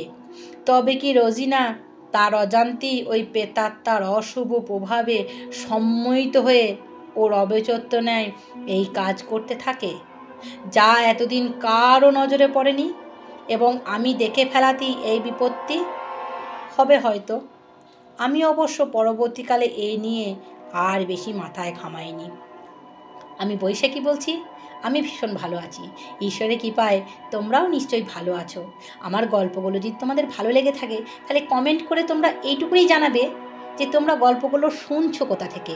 আমি শুধু এইটুকুনি জানতে চাই যে আমার গল্প যে শুনছে সে কোন জায়গা থেকে শুনছে, ব্যাস, আর কিছুই না, শুধু এইটুকুনিই জানতে চাই। এবারের গল্প হলো নিরাকারের কাহিনী, লেখক ষষ্ঠীপদ চট্টোপাধ্যায়। বেশ কয়েক বছর আগে বর্ষাকালে বর্ধমান জেলার বলগুনার কাছে এক গ্রামে গিয়েছিলাম আমি। উপলক্ষ ছিল বিয়ে বাড়ি, বন্ধুর বোনের বিয়ে। এত দূর বলে কেউ যেতেই রাজি হয়নি। রাজি না হওয়ারই কারণ ছিল, একে বর্ষাকাল, তাই যাতায়াতের এত অসুবিধা। যে সময়কার কথা বলছি তখন এত উন্নত মানের রাস্তাঘাট বা এত উন্নত মানের যানবাহনের সুবিধা কিন্তু তখন ছিল না। তার উপরে গ্রামে বিয়ে বাড়িতে লোকজনের আধিক্যের জন্য থাকারও খুব অসুবিধা হয়। তাই অনেকেই যাবে স্থির করেও যেতে আর রাজি হলো না শেষ পর্যন্ত। কিন্তু একেবারেই কেউ যদি না যায় তাহলে ব্যাপারটা খারাপ দেখায়। তাই আমি আর বলাই নামে আমাদের এক বন্ধু চললাম নিমন্ত্রণ রক্ষা করতে। সকালে ঘুম থেকে উঠেই প্রথমে এলাম হাওড়া স্টেশনে, সেখান থেকে লোকাল ট্রেনে বর্ধমানের সর্বমঙ্গলা দর্শন করে একটা হোটেলে খাওয়া দাওয়ার পাট চুকিয়ে দুপুরের বাসে বলগোনায় বাস থেকে নেমে যে গ্রামে আমরা যাব সেই গ্রামের দূরত্ব হচ্ছে 7 মাইল। এ পথে যাতায়াতের জন্য একমাত্র গরুর গাড়ি হচ্ছে ভরসা, নয়তো আচমকা গিয়ে কোনো কিছুই পাওয়া যায় না। এ তো আর এখনকার দিনে রিক্সা নয় যে ভাড়া খাটানোর জন্য লাইন দিয়ে দাঁড়িয়ে থাকবে রিক্সাওয়ালারা। যাই হোক, আমরা যখন বলগোনায় মোড়ে বাস থেকে নামলাম তখন বেলা গড়িয়ে সন্ধে হয়। আকাশ ঘন মেঘে ঢাকা, মেঘের মূর্তি এখনও যেন এমন হয়ে আছে, এই নামে তো সেই নামে। তাই কি আর করব, কিছুই ভেবে পেলাম না। বলাই বলল, এখনও ভেবে দেখ যাবি কি না, আকাশের যা অবস্থা তাতে আমার মনে হয় না আর এগোনো সম্ভব। এখান থেকেই কেটে পড়ি চল। এই অচেনা জায়গায় পথে কোনো লোকজন নেই, সন্ধ্যা হয়ে আসছে, কাদার পথ, আর এগোলে দুর্ভোগের শেষ থাকবে না, বুঝলি? কথাটা কিন্তু ঠিক। তবে কি না সত্যই কি এত দূরে এসে দুর্যোগের ভয়ে ফিরে যাওয়াটা ঠিক হবে? তাই বললাম, তাতে কি বলতো, বর্ষাকালে বৃষ্টি হবেই, সব জেনেই তো ঘর থেকে বেরিয়েছি, এখন ভয়ে পিছুলে কি করে হবে বল? অতএব আর দেরি না করে রওনা দি, চল।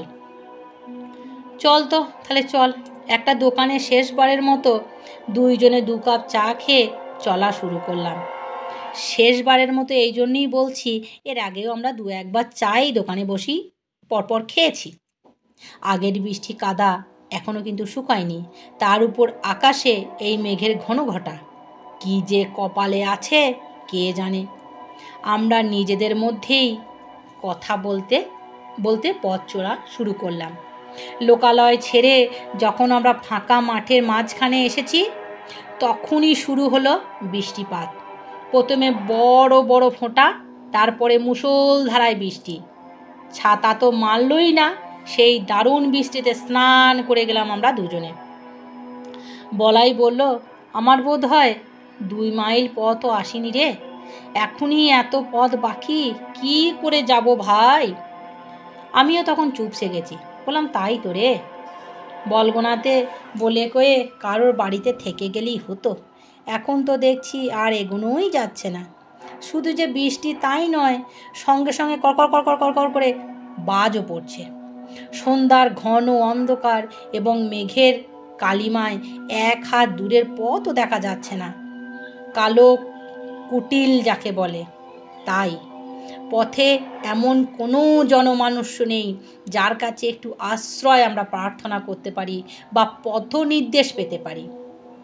সে যে কি বিপজ্জনক পরিস্থিতি তা বলে বোঝানো যাবে না। এইভাবে জলে কাদায় টালমটল হতে হতে কিছুদিন যাওয়ার পর হঠাৎ এক সময় মনে হলো আমাদের পিছন পিছন কেউ যেন আসছে। কে আসছে? এই অন্ধকার নির্জন রাতে কেউ? কেমন একটা অশরীরী আতঙ্কে বুকের ভেতরটা ধড়াস করে উঠল। আমরা দুজনেই ভয় পেয়ে থমকে দাঁড়ালাম। এমনিই শুনতে পেলাম, এ পথে নতুন মনে হচ্ছে। আমি বললাম, হ্যাঁ, এক্কেবারে নতুন। আসা হচ্ছে কোথা থেকে? আমরা কলকাতা থেকে আসছি। যাওয়া হবে কোথায়? আমরা গ্রামের নাম বললাম বলগোনা। বলার সঙ্গে সঙ্গেই একটা বজ্রপাত, আর সেই সঙ্গে বিদ্যুতের চমকে তারই ক্ষণপ্রভায় মুহূর্তের জন্য দেখলাম লোকটিকে। কালো বর্ষাতি ঢাকা, দীর্ঘ, উন্নত, বলিষ্ঠ চেহারা। গায়ের রং এত কালো যে ছাতার কাপড়কেও হার মানায়। ভদ্রলোক বললেন, ওরে বাবা, এ তো অনেক দূর, এই দুর্যোগে যাবেন কি করে? আমরা বললাম, তাই তো ভাবছি। লগনসার বাজার, বিয়ে বাড়ি বুঝি? আগে হ্যাঁ। আপনাদের বন্ধুর বিয়ে কবে? ও, ওরা একটা গরুর গাড়ির ব্যবস্থা করে রাখিনি, কেন বলুন দেখিনি? সে দোষ ওদের নয়, আসলে আমাদের আসার কোনো ঠিকই ছিল না। এইভাবে রাত দুপুর গ্রামে ঘরে কেউ আসে নাকি? হ্যাঁ, বিয়েটা কবে? আমরা বললাম, আগামীকাল। ও আচ্ছা আচ্ছা, তাহলে কাল ভোরে গেলেও চলবে, কিন্তু আজকের রাত্রিটা কোথায় থাকবো বলুন তো? ব্যবস্থা একটা করছি, এখন আসুন তো আমার সঙ্গে। আমি বলাইয়ের দিকে তাকালাম, বলাই আমার দিকে তাকালো। যা কপালে আছে, আর যখন এগোনো সম্ভব নয় তখন এ আশ্রয় কিছুতেই ছাড়া নয়। আমরা সেই ভদ্রলোকের পিছন পিছন এক বিশাল বটগাছের নিচে এসে দাঁড়ালাম। তারপর বাঁধা রাস্তার ঢাল বেয়ে ছোট্ট একটি গ্রামে পৌঁছালাম। গ্রামটি দেওয়াল, খড়ের চাল, মাটির দেওয়াল, জনবসতিপূর্ণ গ্রাম। গোয়ালে গরুর চোখ জ্বলছে, বৃষ্টিও সমানে চলছে। ভদ্রলোক একটি মেটে ঘরের দরজা খুলে আমাদের ঢুকতে বললেন। তারপর বললেন, একটু বসুন, এখনই আলোর ব্যবস্থা হচ্ছে। আমরা ভিজে পোশাকে কাদামাখা পা নিয়ে ঘরের ভেতরে ঢুকলাম। তারপর অন্ধকারে হাতড়ে হাতড়ে একটি তক্তপোষ পেয়ে তাতে পা ঝুলিয়ে বসলাম। কিন্তু ভদ্রলোক সেই যে গেলেন, আর আসার নাম নেই। অনেক পরে ক্ষীণ একটু আলো দেখতে পেলাম আমরা। মনে হলো লণ্ঠন দুলিয়ে কেউ মনে হয় আসছে। সত্যিই তাই। ঢোকা মাথায় দরজায় একটু ঠক করে লেগে মাথায় একটু হাত বোলালো। মাথাটা কিন্তু তার টাক, বেটে খাটো একজন গ্রামের লোক এক বালতি জল আর একটা গামছা হাতে নিয়ে এগিয়ে আসছে, ঘরে ঢুকলো। হ্যাঁ, অপর হাতে তার একটা হারিকেনও ছিল। লোকটি বলল, নিন নিন নিন, পা হাত ধুয়ে বসুন, তবু এখানেই আসবেন, বুঝলেন, বাবু এখনই আসবেন, বলেই সে চলে গেল লোকটি। ঘরের সামনে দাওয়া ছিল। আমরা যেখানে হাত পা ধুচ্ছি আমাদের ব্যাগ থেকে শুকনো জামা কাপড় বের করে নিলাম। তারপর আলোটা একটু টেবিলের উপর রেখে তক্তপোষের বিছানায় বসলাম গুছিয়ে, যে আলোটা একটু আগে ওই লোকটা দিয়ে গেছে। এই ভয়ঙ্কর দুর্যোগের রাতে এমন একটি আশ্রয় প্রত্যাশারও বাইরে। অনেক পরে ভদ্রলোক এলেন, সঙ্গে সঙ্গে সেই যে ভদ্রলোকটি জল গামছার আলো দিয়ে গেছিল সেই ভদ্রলোক, হাতে বাটি ভর্তি মুড়ি আর গরম গরম তেলে ভাজা। লোকটির হাতে চা। ভদ্রলোক বললেন, আপনাদের অনেকক্ষণ বসিয়ে রাখলাম ভাই, কিছু মনে করবেন না, আসলে ঘরে কেরোসিন এক ফোঁটাও ছিল না, জোগাড় করতে একটু দেরি হয়ে গেল। বলাই বলল, কিন্তু এই দুর্যোগে গরম গরম তেলে ভাজা আপনি পেলেন কোথায়? কেন, ঘরেই ভাজা হলো। কুমড়ো, পোস্ত আর বেসন বর্ষাকালে গ্রামের মানুষদের ঘরে সব সময় মজুদ থাকে মশাই। যাক, জুড়িয়ে যাওয়ার আগে খেয়ে নিন। আমরা বিনা কথা ব্যয়ে খেতে লাগলাম। ভদ্রলোক বলেন, আশা করি আমার এই ঘরে রাত কাটাতে আপনাদের কোনো অসুবিধা হবে না। কাল খুব ভোরের বৃষ্টি থামুক আর নাই থামুক আপনাদের রওনা করিয়ে দেব, বুঝলেন। এই যে গরু গাড়িতে করে এগিয়ে দেব আপনাদের, আমার গরুর গাড়ি আছে। আমি বললাম, তাহলে তো খুব ভালোই হয়। এই কথা বলতে বলতেই ভদ্রলোকের মুখের দিকে তাকালাম আমরা। এমন মিষ্টি কথার লোক, অথচ চেহারা দেখলে মনে হয় কি যেন রাশ ভারী, বুকের ভেতরে যেন ছ্যাঁত করে ওঠে। ভদ্রলোক বললেন, বৃষ্টি কমলে আজ রাতেই পাঠাতাম আপনাদের, তবে কিনা এসব জায়গা তো ভালো নয়, কাল ভোরেই আপনারা যাবেন। আমি বললাম, ভোর হওয়াই ভালো, বুঝলেন, কেননা আবার আমাদের খুব ভূতেও ভয় আছে। এই গ্রামে অন্ধকার পথের মাঝখানে যদি কেউ দেখা দেন তাহলেই তো গেছি। ভদ্রলোক হেসে বললেন, আপনি ভূত বিশ্বাস করেন? আমিও করি, আগে করতাম না, এখন করি। আর সেই জন্যই তো পথে ঘাটে যেতে কারোর পাল্লায় যেন না পড়েন, সেইটিই আমি করি। তাই তো টেনে এখানে আনলাম আপনাদের। বলাই বলল, ঠিকই করেছেন। এই যে আপনি বললেন আগে ভূত বিশ্বাস করতেন না, এখন করেন, এর মানেটা কি? সেরকম কোনো অভিজ্ঞতা আপনার হয়েছিল বুঝি? ভদ্রলোক একটু সময় চুপ করে রইলেন, তারপর বললেন, হয়েছিল বই কি। আমার জীবনে ভূতের অভিজ্ঞতা যা ঘটেছে তা শুনলে ভয় পেয়ে যাবেন মশাই আপনারা। আমি বললাম, তবু শুনি না একটু। এই বর্ষার রাতে তেলে ভাজা মুড়ির সঙ্গে ভূতের গল্প জমবে ভালো। ভদ্রলোক আমাদের দুজনের দিকে একবার ভালো করে তাকিয়ে বললেন, ওই যে দেওয়ালে ছবিটা ঝুলছে, ওই ছবিটা কার বলুন দেখিনি? এতক্ষণ লক্ষ্য করিনি। এবার ভালো করে তাকিয়ে দেখে বললাম, একজন দারোগা বাবুর। ওই দারোগার সঙ্গে আমার চেহারা মেলে। দুজনেই বিস্ময় প্রকাশ করে বলল, আরে এই তো আপনারই ছবি দেখছি। হ্যাঁ, আমারই ছবি, তবে এটা যৌবনের ছবি। আমরা দুজনে ভদ্রলোকের মুখের দিকে চেয়ে রইলাম, চমকপ্রদ কিচ্ছু শোনার আশার বা কিছু বলার আশায়। ভদ্রলোক বলতে শুরু করলেন। তিনি যা বললেন তা অনেকটা এই রকম, আমার নাম জলধর দত্ত, জল ভরা মেঘের মতনই আমার চেহারা। আমায় দেখলে অনেক খুনে আসামিরও বুকের রক্ত জল হয়ে যেত। কাল ভোরে যে গ্রামের দিকে রওনা হবেন আপনারা, অনেক দিন আগে সেই গ্রামের একটি ঘটনার কথা আপনাদের বলবো। আমি তখন এই অঞ্চলে নতুন এসেছি। একদিন সন্ধেবেলায় থানায় বসে এক প্রবীণ ভদ্রলোকের সঙ্গে গল্প করছি। এমন সময় দুইজন লোক এসে খবর দিলেন ওদের গ্রামে বিষয় সম্পত্তির ব্যাপার নিয়ে দুই ভাই নাকি নিজেদের মধ্যে মারামারি করে অবশেষে দুইজনই আত্মঘাতী হয়েছে। শুনেই মেজাজটা গেল খারাপ হয়ে। এই ধরনের কেস এলে কোনো পুলিশ অফিসারই শান্তিরক্ষার দায় এড়াতে কিন্তু পারেন না। আদৌ এটা আত্মহত্যা নাকি কেউ খুন করে ঘটনা সাজিয়েছে তাই বা কে বলতে পারে। অতএব যেতেই হলো আমাদেরকে। এইভাবে রাত দুপুরে যাওয়ার ব্যাপারে প্রবীণ ভদ্রলোক আমাকে অনেক বাধা দিলেন। বললেন, গেলে কাল সকালে যাবেন, এই রাত দুপুরে কখনো না। একে এই সমস্ত অঞ্চল ভালো নয়, তার উপর আপনি পুলিশের লোক, কার মনে কি আছে কে জানে। আমি আর কথা না শুনে রওনা দিলাম। তার কথা আমি শুনলাম না। বললাম, পুলিশের লোকের প্রাণের ভয় থাকলে কি চাকরি করা চলে? এছাড়া আমার নাম জলধর, জল ভরা মেঘ আমি, কেউ কিছু করতে এলে ভাসিয়ে দেব তাকে। এই বলে আমার কনস্টেবল জনাকে নিয়ে ওদেরই গরুর গাড়িতে চেপে রওনা হলাম ওদেরই সঙ্গে। তখন গ্রীষ্মকাল, তাই পথযাত্রায় কোনো অসুবিধা হলো না। যাই হোক, গ্রামে পৌঁছতে রাত অনেক হয়ে গেল। গিয়ে দেখলাম ছেলে মেয়ে বৃদ্ধ বৃদ্ধার একটি দল একটি ঘরের সামনে ভিড় করে বসে আছে। আমি গিয়ে ঘরের শিকল খুলে ভেতরে তাকিয়ে শিউরে উঠলাম। রক্তমাখা দুটো দেহ ঘরের ভেতর গলায় দড়ি দিয়ে ঝুলছে। লোক দুটোকে খুবই চেনা চেনা মনে হলো, কিন্তু কিছুতেই মনে করতে পারলাম না কোথায় ওদের দেখেছি। যাই হোক, এই ধরনের লাশকে তো পোস্টমর্টম করতেই হবে, তাই গ্রামবাসীদের সাহায্য নিয়ে লাশ দুটোকে পরিবারের দুইজনের লোকেদের সঙ্গে নিলাম লাশ ঘরের পাহারা দেবার উদ্দেশ্যে, এবং ওদের পরিবারের সাহায্য নিয়েই লাশ দুটোকে গাড়িতে উঠালাম। ফিরে আসছি আর বারবার মনে মনে করার চেষ্টা করছি, আচ্ছা লোক দুটোকে দেখেছি কোথায়। এমন সময় জনা বলল, আমি কিন্তু চিনেছি বাবু, আমার খুব ভয় করছে। ওই রাত দুপুরে না এলেই পারতেন। আমি বিস্মিত হয়ে বললাম, তুই চিনেছিস? এরা কারা?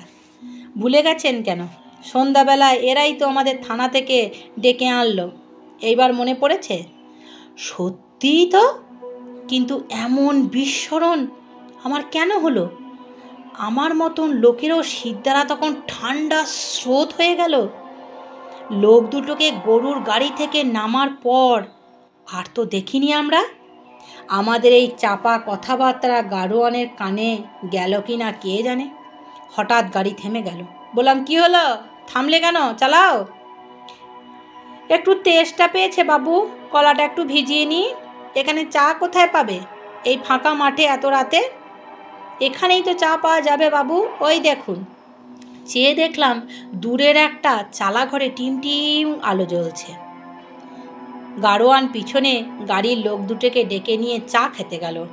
যাওয়ার আগে বলল, আপনারা খাবেন নাকি বাবু? বললাম, না, তোমরাই খাও, আর একটু তাড়াতাড়ি করো। ওরা চলে গেল। পরক্ষণেই যা দেখলাম তা সত্যিই ভয় পাওয়ার মতো। দেখলাম পেছনের গরুর গাড়ি থেকে সেই লাশ দুটো দড়ির বাঁধন খুলে দিব্যি উঠে ওদের সঙ্গে চা খেতে চলে গেল। সে গাড়িতে কোনো দারোয়ান ছিল না।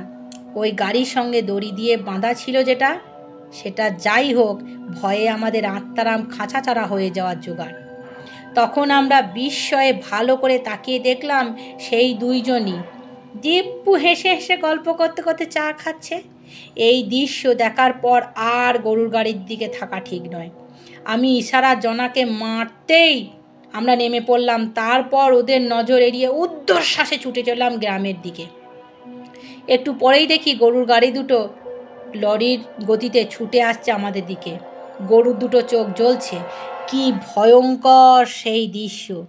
জলধরবাবু তার গল্প এই পর্যন্ত বলে এমন সময় জনা এলো ভাতের থালা হাতে। বলল, এসব গল্প আর নয়, এখন খেয়ে নিন দেখি, নিয়ে শুয়ে পড়ুন তাড়াতাড়ি, কল খুব সকালে উঠতে হবে। বৃষ্টি এখন থেমে গেছে।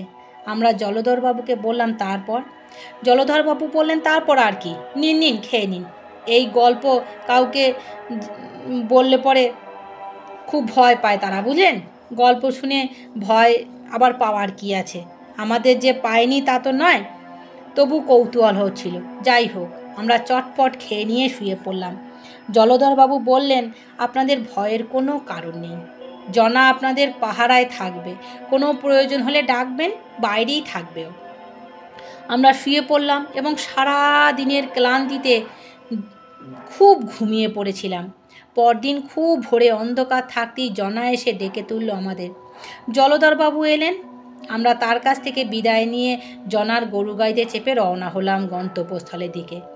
ভোরের আলো যখন আবার স্পষ্ট হয়ে আসছে, তখন একটা গাছতলায় গাড়ি থামিয়ে জনা বলল, একটু পথ এবার আপনাদের হেঁটেই যেতে হবে বাবু। ওই দেখা যাচ্ছে গ্রাম, ওই গ্রামে আমি আজ যাব না। কেন যাবে না তা জানি না। আসলে ওই গ্রামে সেই অভিশপ্ত রাতকে আজও ভুলতে পারছি না আমরা দুজনেই গাড়ি থেকে নেমে বললাম, বেশ তো, অসুবিধা থাকে তো যেও না, একটু পথ হেঁটেই চলে যাব আমরা। কিন্তু সে রাতে শেষ পর্যন্ত কি হলো সেটুকু জানার দরকার ছিল যে। জনা বলল, শুনলে ভয় পাবেন না তো? না, কাল রাতে জলধর বাবুর মুখে তো সব গল্পটাই শুনেছি, ভয় কি পেলাম? সে রাতে আমরা ওদের হাতেই প্রাণ হারিয়েছিলাম। আমরা দুজনেই গায়ে কাঁটা দিয়ে উঠল এবার। সর্বনাশ! এ কি শুনছি? জলধরবাবু, জনা, এরা তাহলে কারা? আমরা নড়াচড়া ভুলেও দাঁড়িয়ে রইলাম। আমাদের বিস্ময়ের ঘোর কাটল যখন, তখন জনাও নেই, গরুর গাড়ির কোনো চিহ্নই নেই। কি ভাগ্যিস একটু একটু করে দিনের আলো ফুটে উঠেছিল তখন, না হলে ওই অন্ধকার গাছতলায় কি যে হতো কে জানে। এরপর আমরা নিরাপদেই গ্রামে পৌঁছালাম এবং বন্ধুর বাড়িতে গিয়ে যোগ দিলাম ওদের অনুষ্ঠানে। বন্ধু তো বেজায় খুশি আমাদের পেয়ে। তবে গত রাতের এই চরম অভিজ্ঞতার কথা আমরা ভুলেও বলিনি ওদের কাছে। আমি বৈশাখী বলছি।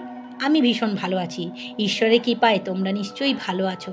ভালো থাকো, সুখে থাকো এবং আমাকে কমেন্ট করে জানিও তোমাদের গল্পগুলো কেমন লাগলো। আর যদি পারো আমার চ্যানেলটাকে সাবস্ক্রাইব করো। ভালো থাকো, সুস্থ থাকো, নমস্কার।